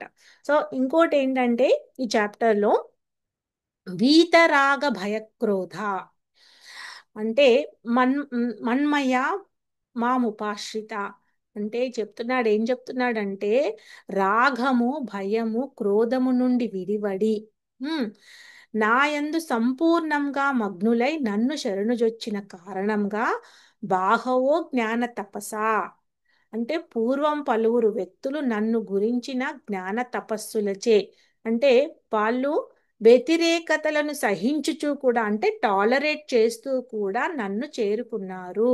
పవిత్రులై నా ఎడ దివ్య ప్రేమను పొందగలిగిరి. సో ఇక్కడ అవే అన్నమాట. ఇందాక మనం అన్ని ఎగ్జాంపుల్స్ చెప్పుకున్నాం కదా, అవన్నీ చెప్తున్నారనమాట. వీతరాగ భయ క్రోధలను మనం విడనాడాలండి. సో ఇక్కడ ఏం చెప్తున్నాడు, అందరు అనుకుంటారు ఓకే భయం అంటే ఓకే, క్రోధం అంటే ఓకే, రాగము కూడా ఎందుకు విడనాడాలి అంటే, రాగము అంటే అటాచ్మెంట్, అది అన్నిటికన్నా డేంజర్ అండి. ఏంటంటే భయం అంటే ఒక్కొక్కసారి ఉంటుంది, ఒక్కొక్కసారి పోతుంది. క్రోధం కూడా మనకి అది ఎలా అంటే తాత్కాలికంలాగా ఉంటుంది. కానీ రాగము అటాచ్మెంట్ చాలా డేంజర్ అండి. సో మనకి ఎలా అంటే ఫ్యామిలీ అటాచ్మెంట్స్ కానీ, చిన్నపిల్లలను చూసినప్పుడు కూడా వాళ్ళకి ఒక బొమ్మతో కానీ ఏదైనా ఆ ఇప్పుడు ఏదైనా ఇంట్లో పెట్స్ ఉన్నాయనుకోండి, దాంతో కూడా ఒక పప్పీతో కానీ ఒక క్యాట్తో కానీ ఎలా అటాచ్మెంట్ పెంచుకుంటారు అని అంటే, ఆ అటాచ్మెంట్లను కూడా మనం విడనాడాలి అని చెప్తున్నాడు అనమాట. సో ఇది ఎప్పుడు గుర్తుపెట్టుకోండి, ఈ ఫస్ట్ లైన్ వీతరాగ భయక్రోధ. సో మనం అటాచ్మెంట్ దేనికి అటాచ్ అవ్వదు, ఇది భగవంతుడు మనకు ఇచ్చిన ప్రసాదము. సో ఇది భగవంతుడికే మనం అర్పించుకోవాలి. సో భగవంతుడికే సంబంధించింది. సో మన ఇంట్లో వాళ్ళని కూడా మనం ఎలా సర్వ్ చేస్తూ ఉండాలి అంటే, ఈ జన్మలో మనకి ఈ సంబంధం ఉంది, ఈ విధంగా మనకు ఈ పుత్రులు పుత్రికలు వచ్చారు కాబట్టి వాళ్ళని ఆ విధంగా మనకి భగవంతుడు ఇచ్చిన ప్రసాదం కాబట్టి ఆ ప్రసాదాన్ని ఆయనకి ఎలా అయితే సర్వ్ చేస్తామో వాళ్ళని కూడా ఆ విధంగా మనం సర్వ్ చేస్తూ ఉంటే మనకి ముక్తి అనేది గ్యారంటీ అని చెప్తున్నారనమాట. అది కూడా ఇది ప్రతి ఒక్కరు గుర్తుపెట్టాల్సుకోవాల్సిన శ్లోకము. ఏం చెప్తున్నారు అని అంటే, ఏ యథా మాం ప్రపద్యంతే తాం తదైవ భజామ్యహం, మమ వర్తాను అనువర్తంతే మనుష్య పార్థ సర్వసహ. ఏ యథా మాం ప్రపద్యంతే, ఇక్కడ ఏం చెప్తున్నాడు అంటే భక్తుని భావనను అనుసరించి శ్రీకృష్ణుడు ప్రతిస్పందించును. ఇప్పుడు కొంతమంది అంటే ఎంతవరకు నువ్వు ప్రయత్నం చేస్తావో నేను నీకు అంత ప్రసాదిస్తాను అని క్లియర్ గా చెప్పేస్తున్నాడు. నువ్వు అందుకనే మనకి ప్రభుపాదులు అంటే ఫౌండర్ ఆచార్య మన శ్రీల ప్రభుపాదులు ఏం చెప్పారు అంటే, ఈ జన్మలోనే నువ్వు ప్రయత్నం చేసేయి, నీకు ఎంత వీలవుతుందో అంత నువ్వు ప్రయత్నం చేసే, అప్పుడు నీకు ముక్తి అనేది గ్యారంటీ, భగవంతుణ్ణి చేరుకుంటావు. యాక్చువల్గా అయితే మనకు భక్తులు ముక్తిని కూడా వద్దనుకుంటారండి. వాళ్ళు ఏంటంటే భగవంతునితో ఎప్పుడూ కూడా భక్తుల్లాగా ఉండాలనుకుంటారనమాట. సో ఇక్కడ అందుకనే ఏం చెప్తున్నారంటే, వీలైనంత వరకు చెయ్యి నువ్వు. సో నువ్వు ఏంటంటే ఇప్పుడు నువ్వు ఒక రౌండ్ చాంటింగ్ చేసావనుకోండి, సో నీకు ఒక్క రౌండ్కి కావాల్సిన ఫలితం వస్తుంది. అలాగే 2 రౌండ్లు చేశారనుకోండి, 2 రౌండ్లకు వస్తుంది. కానీ అయినా ఫలితం వస్తుందండి, ఫలితం రాకుండా ఉండదు. కానీ ఏ యథామాం ప్రపద్యంతే తాం సదైవ భజామ్యహం. సో ఎవరు ఏ విధంగా నన్ను శరణు వేడుకుంటారో వారిని ఆ విధంగా నేను అనుగ్రహిస్తాను అని చెప్తున్నాడు. తర్వాత నా మార్గమును ప్రత్యక్షంగా లేదా పరోక్షంగా నన్ను చేరుకొనుటకు దారి తీసే మార్గాలు, ఇక్కడ మనము చాలా తెలుసుకోవాలి. చాలా మటుకు ఏంటంటే చిన్నప్పటి నుంచి మనము ఈ సనాతన ధర్మంలో ఎలా అంటే, అది కూడా మన దక్షిణ భారతీయులు ఆ చాలా రిచువల్స్ చేస్తూ ఉంటాము. సో ఇప్పుడు మనకి శ్రావణ మాసం రాబోతుంది, తర్వాత మనకి భాద్రపదము ఆశ్వీజము ఇలా అన్ని మాసాల్లో కార్తీకం వరకు కూడా ప్రతి ఒక్క వ్రతాలు పూజలు పండుగలు అని వస్తూ ఉంటాయి. సో ప్రతి ఒక్క పూజలు పండుగలు ఇవన్నీ మనకి వస్తూ ఉన్నా కానీ అక్కడ ఏమంటున్నాడు అంటే, ప్రత్యక్షంగా అంటే నన్ను డైరెక్ట్గా ఎవరైతే వస్తారో వాళ్ళను నేను డైరెక్ట్గా చేరుకుంటాను. అంటే వాళ్ళని డైరెక్ట్గా వాళ్ళు నా మార్గానికి వస్తారు. లేదా పరోక్షంగా. పరోక్షంగా అంటే ఏంటి అని అంటే, ఇప్పుడు దేవతలను పూజించే వాళ్ళు, సో దేవతలను పూజించే వాళ్ళు కూడా నన్నే చేరుకుంటారు అని అంటున్నాడు. ఎలా? ఇప్పుడు మనం చూడండి, ఏదైనా మీరు పూజ చేసినప్పుడు అయినా కానీ మనం ఫస్ట్ సంకల్పం చెప్పుకునేటప్పుడు భగవంతుని నామం తీసుకుంటాం. తర్వాత లాస్ట్లో కూడా మనం కృష్ణార్పణమని నారాయణమ్మ అర్పణమని అలా అనుకుంటూ ఉంటాం కదండి. సో ప్రతిది ఏది చేసినా కానీ అక్కడ మనకి అది మీరు మళ్ళీ ఈసారి సంకల్పం చెప్పుకున్నప్పుడు అది చూస్తూ ఉండండి. ప్రతిసారి కూడా మనము అవన్నీ కూడా ఆ ఫలితం భగవంతునికే ఇస్తున్నాం అన్నమాట. మనకు తెలిసి చేసినా తెలియక చేసినా అది భగవంతుడికి వెళ్తుంది అని మనం గుర్తించకపోయినా తన గుర్తిస్తున్నాడు. నేను నేను శాంక్షన్ చేస్తేనే అది దేవతల రూపంలో మీకు వస్తుంది అనే విషయాన్ని మీరు మర్చారేమో కానీ నేను మరవలేదు అని ఆ మార్గాలని ఇక్కడ తెలియజేస్తున్నారు. సో భగవంతుడికి మనము ఏమని కోరుకోవడం తప్పు కాదండి, కానీ భగవంతుడికి ఆ అంటే దేవాది దేవుడైన భగవంతుని చేరుకోవాలని మాత్రం మనం కోరుకుంటూ ఉండాలన్నమాట. లేదు అని అంటే ఏదైనా వాళ్ళు తీరుస్తారు కానీ అది టెంపరీగా ఉండిపోతుంది. మళ్ళీ మనకి ఎక్కడుంటామో ఏం జరుగుతుందో ఈ సెన్సెస్లో ఎలా ఉండిపోతామో. యాక్చువల్గా ఇంకొకటి ఏముంటుంది అని అంటే మన అచ్యుతుడి గురించి తెలుసుకున్నాం కదా, అంటే చ్యుతి లేనివాడని. అలాగే రిషికేశ అని కూడా మనం పిలుస్తాము. రిషికేశ అంటే రిషికేశ అంటే అక్కడ రిషి అంటే ఆ, కేశవ అంటే సెన్సెస్ కి అతీతుడు అనమాట. అంటే లో సెన్సెస్ అని అంటే మనము ఏమనుకుంటాం దాన్ని, ఆమ్, ఉమ్,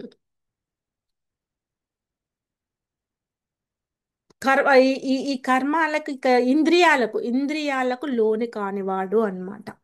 సో సారీ అండి, ఒక్కొక్కసారి మనకి తెలుగు ఇంగ్లీష్లో ఆ పదాలు మర్చిపోతూ ఉంటాము.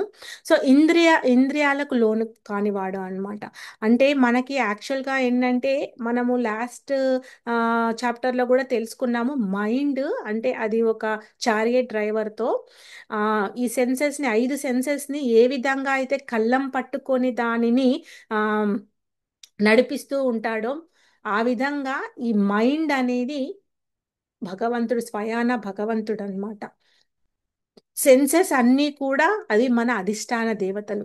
సో అందుకని కూడా వాటన్నిటిని కూడా మనము ఒక అదుపులో పెడుతూ ఉండాలి. అన్ని అవసరము.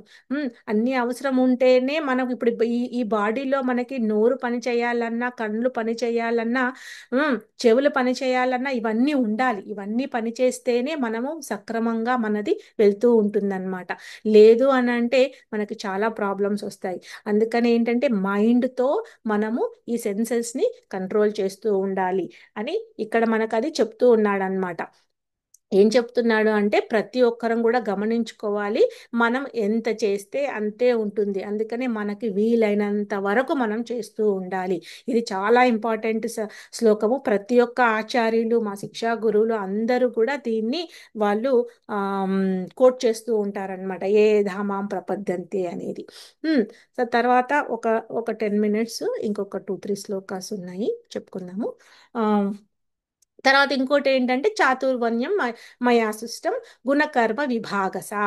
సో ఇది అందరికీ మనం చిన్నప్పటి నుంచి వింటూ ఉంటాము, కానీ అందరికి ఇక్కడ క్వశ్చన్స్ ఏమేస్తారంటే ఆ భగవంతుడే సృష్టించాడు వర్ణాలు అంటే వర్ణము వేరు, క్యాస్ట్ వేరండి ఇక్కడ. అందుకని ఏంటంటే అది మనం తేడా అని తెలుసుకుంటూ ఉండాలి. భగవంతుడు సృష్టించింది వర్ణాలు. ఆ వర్ణాలు ఏంటంటే ఇప్పుడు మనకి కాళ్ళ నుంచి మొదలుకొని తల వరకు ఒక్కొక్క భాగాన్ని ఒక్కొక్క వర్ణాన్ని ఒక్కొక్క ప్లేస్ తోని తన వివరించాడనమాట. ప్రతి ఒక్కరము మనకి చాలా మంది ఏంటంటే ఉమ్, త- ఈ ఈ, ఆ, ఇప్పుడు ఏంటంటే ఉమ్, బ్రాహ్మణ, క్షత్రియ, వైశ్య, శూద్ర అని అంటారు కదా. సో శూద్ర అనే వరకు వాళ్ళు ఏమనుకుంటుందంటే అది నీచమైనది అని అలా అనుకోవడం కాదు. ఇప్పుడు ప్రతి ఒక్కరు కూడా మనం లోటస్ ఫీట్కే మనం ప్రతి ఒక్క గురువులకు కానీ భగవంతుడికి కానీ ఇంకా ఏ ఆలయంకి వెళ్ళినా కానీ భగవంతుడికి ఫస్ట్ మనము నివేదన చేసేది లోటస్ ఫీట్కే అండి. సో ఆ ఆ ఆ చరణాలకే మనము అర్పించుకుంటాం కాబట్టి దానితోనే మన కర్మ పోతూ ఉంటుంది. సో ప్రతి ఒక్క వర్ణానికి ఒక ఇంపార్టెన్స్ ఇచ్చారనమాట. అంతేకాని మనకి ఇప్పుడున్న భౌతిక ప్రపంచంలో మనం చూస్తూ ఉంటాము చాలా చాలా గ్రూప్స్, చాలా చాలా ఇది. సో ప్రతి ఒక్కరు ఆ విధంగా మనము చూడకూడదు అని ఇక్కడ మనకి చెప్తూ ఉన్నారు. చాతుర్వర్యం చాతుర్వర్ణం మయా సృష్టం అంటే మానవ సమాజం నందలి 4 వర్ణములు నాతోనే సృష్టించబడినవి అని చెప్తున్నాడు. తో గుణకర్మ విభాగశ అనంటే వాళ్ళని భౌతికమైన ప్రకృతి గుణములు మరియు తత్సంబంధిత కర్మములను అనుసరించి. అంతేకాని ఇప్పుడు చూడండి, ఇప్పుడు మనకి ఏంటంటే మన సంప్రదాయంలో హరినామ దీక్ష అని, తర్వాత బ్రాహ్మణ దీక్ష అని, ఈ విధంగా అన్ని దీక్షలు ఇచ్చుకుంటూ తర్వాత ఏంటంటే అది మనకి క్వాలిఫికేషన్ ఏం లేదండి ఇక్కడ. అక్కడ వాళ్ళ స్వభావము, వాళ్ళు చేయాల్సిన పనుల నుంచి మనకు ఆ విధంగా గుణాలను బట్టి మనకు తెలుసుకోవాలి అని ఇక్కడ చెప్తున్నాడు అనమాట. ఏంటంటే ఒకళ్ళు పుట్టుకతోనే బ్రాహ్మణుడు కారు, బ్రాహ్మణ క్వాలిటీస్ ఉండాలి అని ఆ విధంగా మనకి ఇక్కడ గుణ కర్మ విభాగస అని తెలుసుకుంటున్నాము. తర్వాత ఏంటంటే తస్య కర్మాపం అపిమాం, అంటే ఈ విధానమునకు నేనే కర్మను అయినప్పటికీ అవన్నీ అకర్తగానే నన్ను నీవు తెలుసుకొనము. కర్త అంటే మళ్ళీ మనం ఇక్కడ అది జ్ఞాప్కి తెచ్చుకోవాలండి. ఎందుకంటే ఇక్కడ కర్మ లేనివాడు అన్నమాట. కర్మకి తో బంధం అవ్వకుండా ఉండాలి, బాండేజ్ అనేది ఉండకూడదు. అది చెప్పారు. ఇంకా చాలా మంది ఏమనుకుంటారంటే, ఈ చిన్న ఎగ్జాంపుల్ ఎందుకంటే గురువులు పక్షపాతుల, అంటే ఇప్పుడు మనకి టీచర్స్ అండి పిల్లలందరికీ చెప్పేటప్పుడు ఏంటంటే బాగా షైన్గా ఉండేవాళ్ళు చక్కగా ఆ ఎక్కువ ఇంట్రెస్ట్ చూపిస్తూ ఉండి చాలా ఎక్స్ట్రెసీతో వాళ్ళు ఎంతో నేర్చుకోవాలి అన్నప్పుడు వాళ్ళకి మళ్ళీ మళ్ళీ ఇంకా చెప్పాలి అని అనిపిస్తుంది అనమాట, ఒక ఎంకరేజ్మెంట్.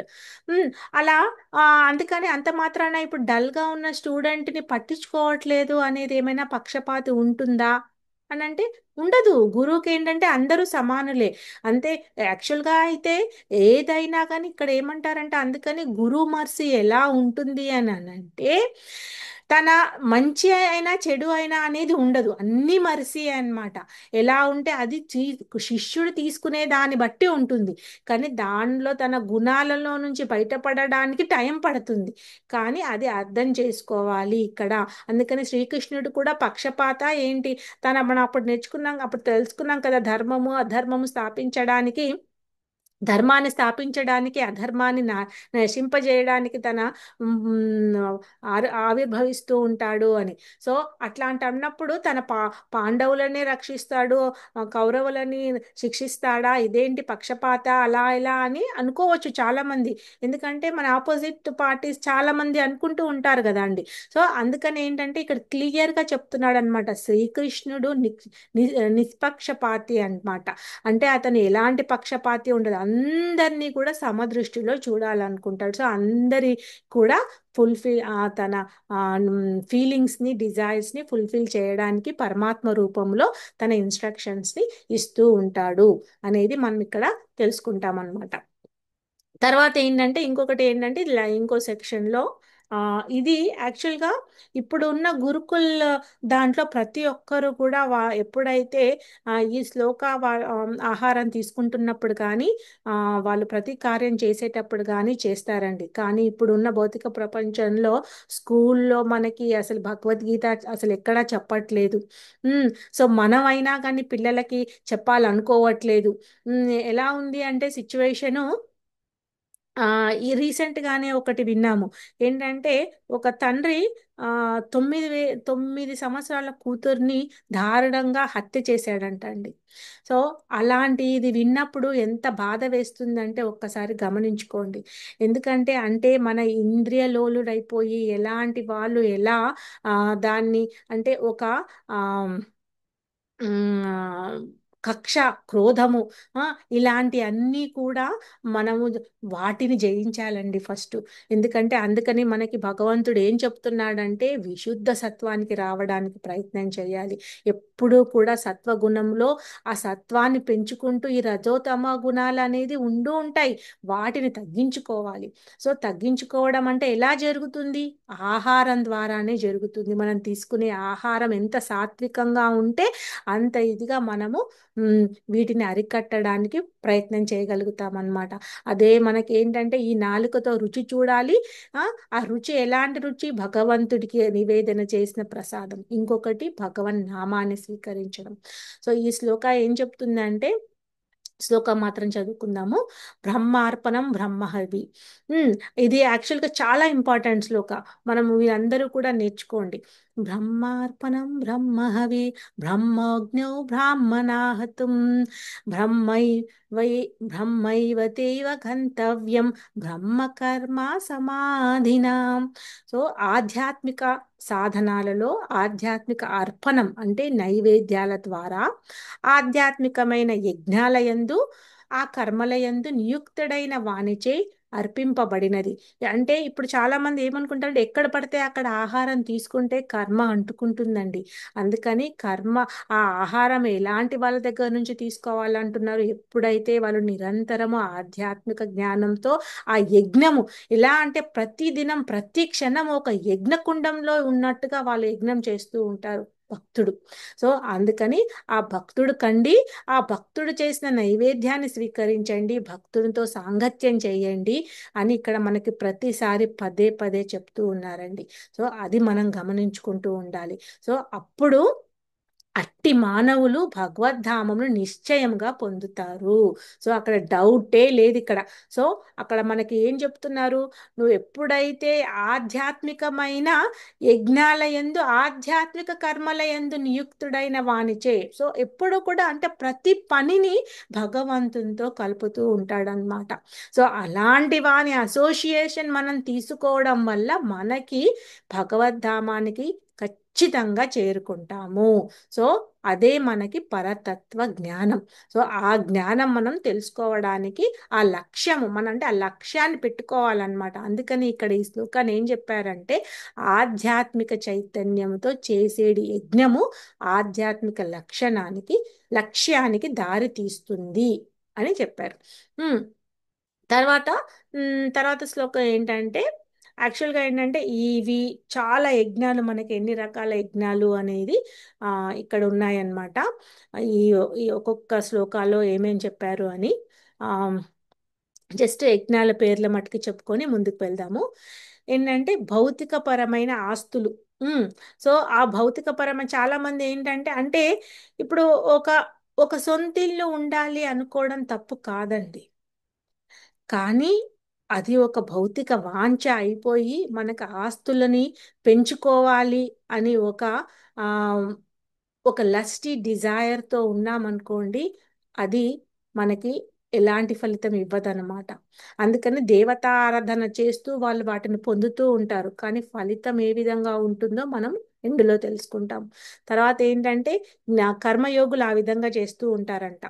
ఉమ్, అంటే అదే అందుకే వర్క్ ఈజ్ వర్షిప్ అంటారు కదా.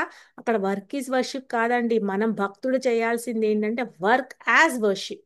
సో భగవంతుడి గురించి మనం కర్మ చేయాలి, మనం చేసే కర్మనే భగవంతుడు అనుకోవడం తప్పనమాట. తర్వాత జ్ఞానయోగులు ఎలాంటి కర్మ చేస్తారు, ఎలాంటి యజ్ఞం చేస్తారు అంట, తాత్విక విశ్లేషణ.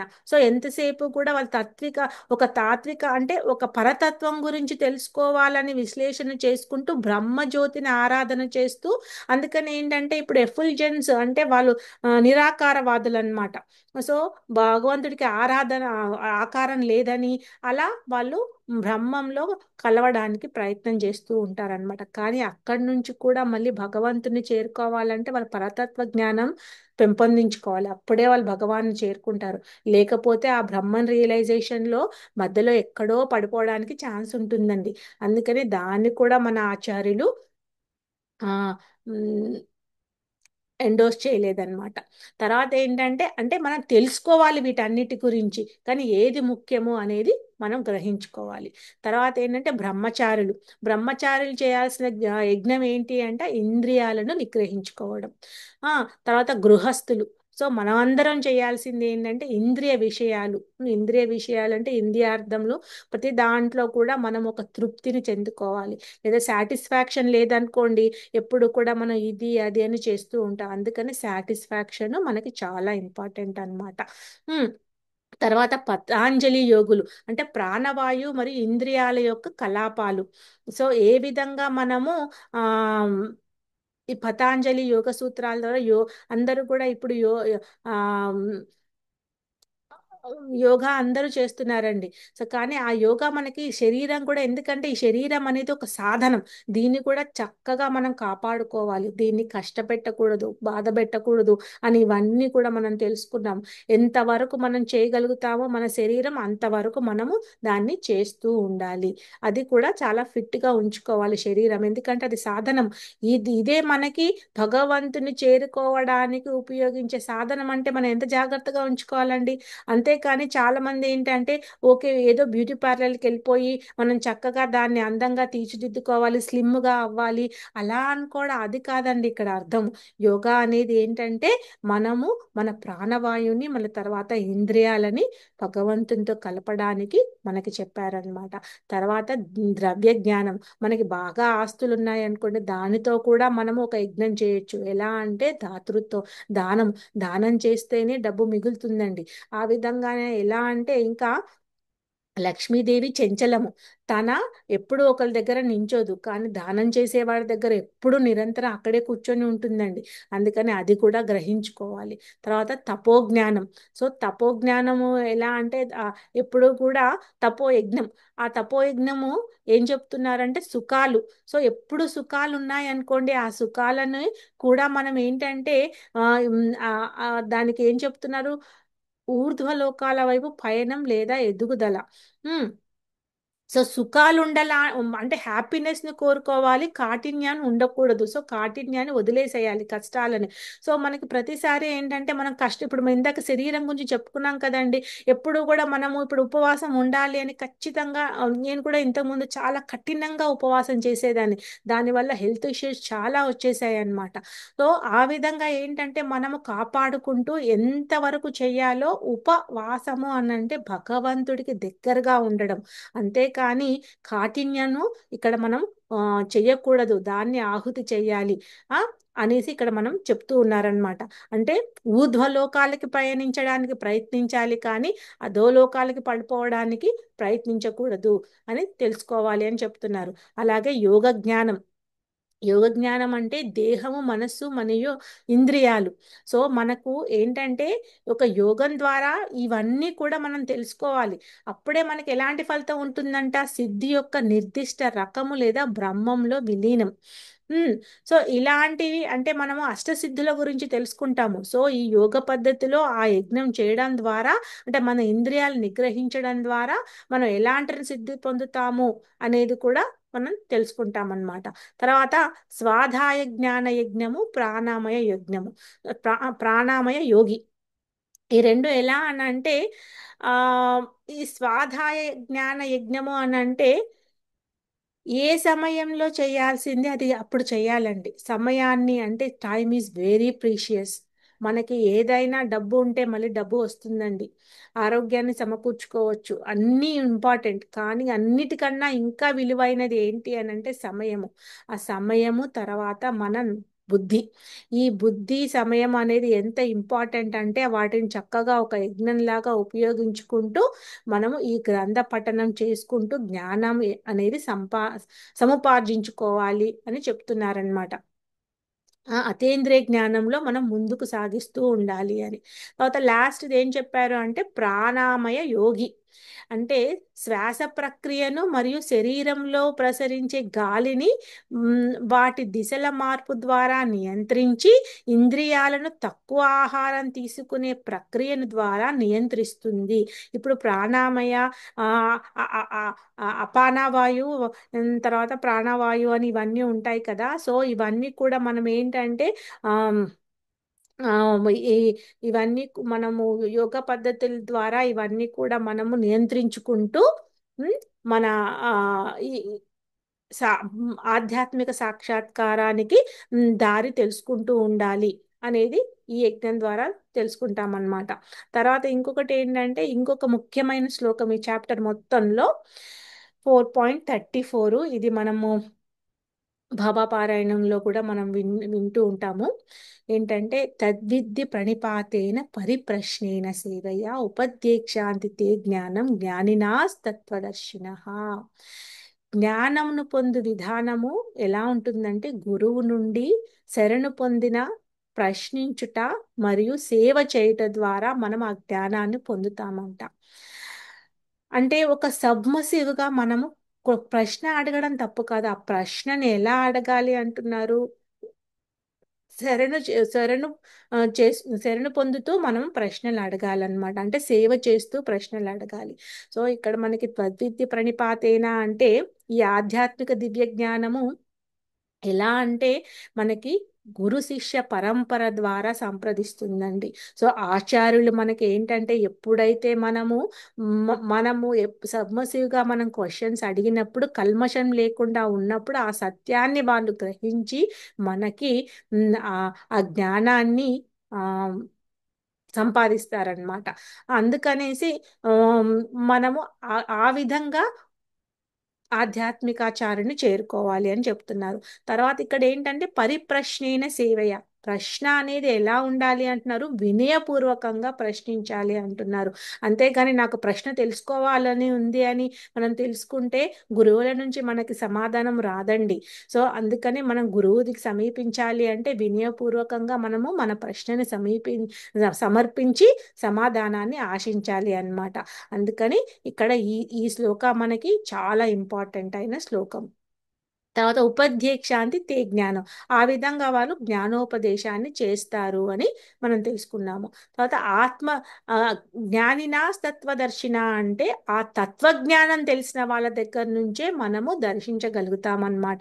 అంతేగాని చాలా మంది మనం మంచి మంచి స్టోరీస్ తెలుసుకుంటాం, నాకు తత్వజ్ఞానం తెలుసుకోవాలని ఉంది, బాబా స్టోరీలో కూడా తెలుసుకుంటాం కదా, నా తత్వజ్ఞానం తెలుసుకోవాలని ఉంది, త్వర త్వరగా నాకు చెప్పేసి నేను తెలుసుకొని వెళ్ళిపోతాను అని అన్నప్పుడు చక్కగా ఇక్కడే కూర్చొని నేను చూపిస్తాను అని బాబా అంటారు కదా. సో అన్నమాట అలా. సో ఇక్కడ ఏంటంటే ప్రతి ఒక్కటి కూడా మనకి భగవంతుడు చెప్తూ ఉంటాడు అనమాట. మన గురువుకి తెలియనిది ఏమీ ఉండదండి. గురువుకి ప్రతి ఒక్క శిష్యుడి గురించి తెలుస్తుంది, ప్రతి ఒక్కడికి తనకి ఏ విధంగా ఇన్స్ట్రక్షన్స్ ఇవ్వాలని గురువుకు తెలుస్తుంది. మనకి మన జీవులము ఇంకా అక్కడికి చేరుకోవడానికి ప్రయత్నంలో ఉన్నాం కాబట్టి మనకి ఇవన్నీ కూడా ఒదుడుడుకులు అనేది జరుగుతూ ఉంటాయన్నమాట. అందుకని ఆ తత్వదర్శినిని నువ్వు సందర్శించి వినయంతో నీకు ఉన్న క్వశ్చన్స్ని పెట్టడం వల్ల నీకు తన ఆన్సర్స్ను ఇస్తాడు అని చెప్తున్నాడు అనమాట. సో ఇంకా ఏంటంటే ఇది ఇది అదే చెప్పుకున్నాము. ఆ ప్రయోజనం కూడా చెప్పేసుకున్నాం కాబట్టి లాస్ట్లోకి వెళ్తాం. యా, ఇది ఒకటి. ఇది ఇది నాకు బాగా నచ్చింది ఈ పిక్చర్ కూడా. ఏంటంటే ఇప్పుడు మనం అందరం కూడా ఈ భౌతిక ప్రపంచం అనే ఒక సముద్రంతో పోల్చారనమాట. సో మనం అందరం జీవులం కూడా ఏంటంటే ఈ సముద్రంలో కొట్టుకుపోతూ ఉన్నప్పుడు ఎంత గీత వాళ్ళు వచ్చినా కానీ మనల్ని లేపలేరు. సో అప్పుడు ఎలాంటి వాళ్ళు రావాలి అంటే పైనుంచి ఎవరైతే లోతులోకి వెళ్ళకుండా పైన ఉన్న వాళ్ళు మనకి చేయూతనివ్వాలి అన్నమాట. అందుకని భౌతిక ప్రపంచ అనే ఈ సముద్రంతో ఎలా పోల్చారు అని అంటే ఒక ఆ, గజ ఈతగాడు సాగరంలో జీవన సంఘర్షణ చాలా తీవ్రంగా ఉన్నప్పుడు తనని రక్షించడానికి ఒక నావ, ఎలాంటి నావ రావాలి అంటున్నాడు, పరిపూర్ణ దివ్య జ్ఞానం తెలుసుకునే నావ అనేది అవసరం అన్నమాట. సో అందుకని ఏంటంటే ప్రతి ఒక్కరికి నేను చెప్పేది ఏంటి అని అంటే మీరందరూ కూడా జపం చేస్తూ ఉండండి. అప్పుడే మీకు ఈ దివ్య జ్ఞానం అనేది అర్థమవుతూ ఉంటుంది. మీకు ఎంత వీలైతే అంత. మనం చెప్పుకున్నాం కదా, ఏంటంటే ఆ అది ఒక జప సంపద అన్నమాట మనకి. ఆ సంపద ఎలాంటిది అని అంటే అది ఎంత వెళ్తి అంటే తరగని సంపద. ఎంతెంత చేస్తావో అంతంత పెరుగుతూ ఉంటది. కాబట్టి అది మనం చేయడానికి ప్రయత్నం చేయాలి. ఫస్ట్ మనం ఒక మెట్టు వేస్తూ ఉంటే మనం ఇంకొక మెట్టు వెళ్తూ ఉంటాం అన్నమాట. మనకు ఇప్పుడు చాలా మంది ఏంటంటే మండలము అవన్నీ చేస్తూ ఉన్నప్పుడు 10 రోజులు, 21 రోజు, 40 రోజులు అలా చేస్తూ ఉంటారు. కానీ మళ్ళీ ఆ విధంగానే భౌతిక ప్రపంచంలో వెళ్ళిపోతూ ఉంటారనమాట. మనం నేర్చుకోవాల్సింది ఏంటి అంటే ఒక ఒక యజ్ఞం కానీ ఒక మండలం కానీ ఏదైనా చేసినప్పుడు దాని నుంచి మనం మనలో ఏమి పరివర్తన తెచ్చుకుంటున్నాము అని తెలుసుకోవాలి. సో ఆ దివ్య జ్ఞానాన్ని మనం తెలుసుకోలేకపోతున్నాము అంటే మనం ఇంకా పదే పదే ఇంకా ఆ యజ్ఞం చేస్తూ ఉండాలి అని అక్కడ సూచిస్తూ ఉంటుందన్నమాట. ఇందో ఈ విధంగా ఈ ఈ భక్తుడు ఏ విధంగా అయితే కొట్టుకుపోతున్నాడో భవసాగరంలో భగవంతుడు స్వయంగా వచ్చి తనని పైకి లేవదీస్తున్నాడు అనేది మనకి ఆచార్యులు చూపిస్తూ ఉన్నారు. తర్వాత ఈ దివ్య చిత్రపటాలను మనం ఎప్పుడు గుర్తుపెట్టుకుంటూ ఉండాలండి. ఎప్పుడైతే భగవంతుడు ఎప్పుడైతే భక్తుడు తన దృఢ శ్రద్ధతోని ఈ ప్రయాణంలోకి వెళ్తాడో చక్కగా తనకి అన్నీ కూడా ఒక్కొక్కటి ఒక్కొక్కటి కూడా రియలైజేషన్స్ అనేది జరుగుతూ ఉంటదన్నమాట. సో ఈ అనర్థ నివృత్తి నుంచి చేరుకొని నిష్ఠా రుచి ఆసక్తి వైపు వెళ్తూ ఉంటాడు. సో మీరందరికీ నేను చేసుకునే మనవి ఏంటి అని అంటే, మీరందరూ కూడా చాంటింగ్ చేస్తూ ఉండండి. ఈ శ్లోకాన్ని ఎప్పుడూ గుర్తుపెట్టుకోండి. ఏంటి? మన సంహరణం శౌచం, మౌనం మంత్రార్థ చింతనం, అవ్యగ్రత్వం అనిర్వేదో, జప సంపత్తి హేతవః. సో ఈ జప సంపత్తి, ఎలాంటి సంపత్తి అంటే ప్రతి ఒక్క సంపత్తి తరిగిపోతుందండి. ఈ సంపత్తి మాత్రం పెరుగుతూ ఉంటుంది, దినదినాభివృద్ధి చెందుతూ ఉంటుందన్నమాట. సో మనం ఎలా అంటే, మనము ఈ ఇంద్రియ వస్తువులనన్నిటినీ కూడా పక్కన పెట్టేసేసి కృష్ణుడి పైనే మగ్నము చేసి శుచిగా శుభ్రంగా అంటే మౌనం, ఇది అంతరంగా బాహ్యంగా శుచిగా ఉంటూ మౌనంగా అంటే ఎదుటి వాళ్ళు ఏం మాట్లాడాలనుకుంటున్నారో వింటూ వాళ్ళని బాధ పెట్టకుండా మనం మౌనంగా ఈ మంత్రార్థ చింతనం చేస్తూ ఉండాలండి. అప్పుడే మనకి ఏమవుతుందంటే భగవంతుడు ఒక రక్షకుడు లాగా మనకి రక్షిస్తూ ఉంటాడు. కాబట్టి ఎన్నో చుట్టుపక్కల కానీ ఇంకా ఎన్నో కానీ మనకి ఈ భౌతిక ప్రపంచంలో జరుగుతూ ఉంటాయి. వాటిని అన్నిట్లో నుంచి మనం బయటపడాలి. సో దాని ఓర్పుతో అంటే ఒక టాలరెన్స్, తర్వాత అనిర్వేదో. అనిర్వేదో అని అంటే ఏంటంటే ఎప్పుడు కూడా నిరాశ చెందకూడదు అన్నమాట. సో మనం ఏంటంటే కుప్పకూలకూడదు, ధైర్యంగా ఎదుర్కోవాలి. ఆ తర్వాత టాలరెన్స్ చేస్తూ దాన్ని ఛాలెంజెస్ని ఫేస్ చేస్తూ మనము ఉండాలి అని ఈ శ్లోకము మనకి హరిభక్త విలాస నుంచి మన ఆచార్యులు మనకి చెప్పారు. సో ఈ శ్లోకం కూడా మీరు వీలైతే నేర్చుకోండి. తర్వాత ఎప్పుడు కూడా మహామంత్రాన్ని ఒక్కసారి మనం జపించుకొని రికాప్ చెప్పుకొని మనం ముగిద్దాము. ఏంటంటే ఈ శ్లోక కూడా మనకి కులశేఖరాలు వాళ్ళు చెప్పారనమాట. ఎందుకంటే మనకి శత్రుచ్ఛేద మంత్రం అంట ఒకే మంత్రం ఉంది, అదేంటి? శత్రువులను ఛేదించే మంత్రము. తర్వాత సంసారం అనే ఈ ఆ ఈ సంసారం అనే ఈ సాగరంలో నుంచి కూడా మనల్ని బయటపడేస్తుందంట. సో అందుకని సంఘ నిర్యాణ మంత్రం అన్నాడు. తర్వాత సర్వైశ్వర్యేక మంత్రం అంటే సర్వ ఐశ్వర్యాలకు కూడా ఒకే మంత్రం ఉంది. అదే ఏం మంత్రం అంటున్నాడు? ఇదే మహామంత్రం, మన నోటితోని పలికే మంత్రం. జిహ్వే శ్రీకృష్ణ మంత్రం, జప జప సతతం జన్మ సాఫల్య మంత్రం. మన జన్మాన్ని సాఫల్యం చేసుకోవాలన్నా మనకు మనకి సంపత్తి కలగాలన్నా, ప్రతి ఒక్క దాంట్లో నుంచి ఒక ఛేదనం జరగాలన్నా మనము ఈ మంత్రాన్ని జపిస్తూ ఉండాలి. అది మనం తెలుసుకున్నామన్నమాట. సో అది ఒకసారి చెప్పుకొని, హరే కృష్ణ హరే కృష్ణ కృష్ణ కృష్ణ హరే హరే, హరే రామ హరే రామ రామ రామ హరే హరే.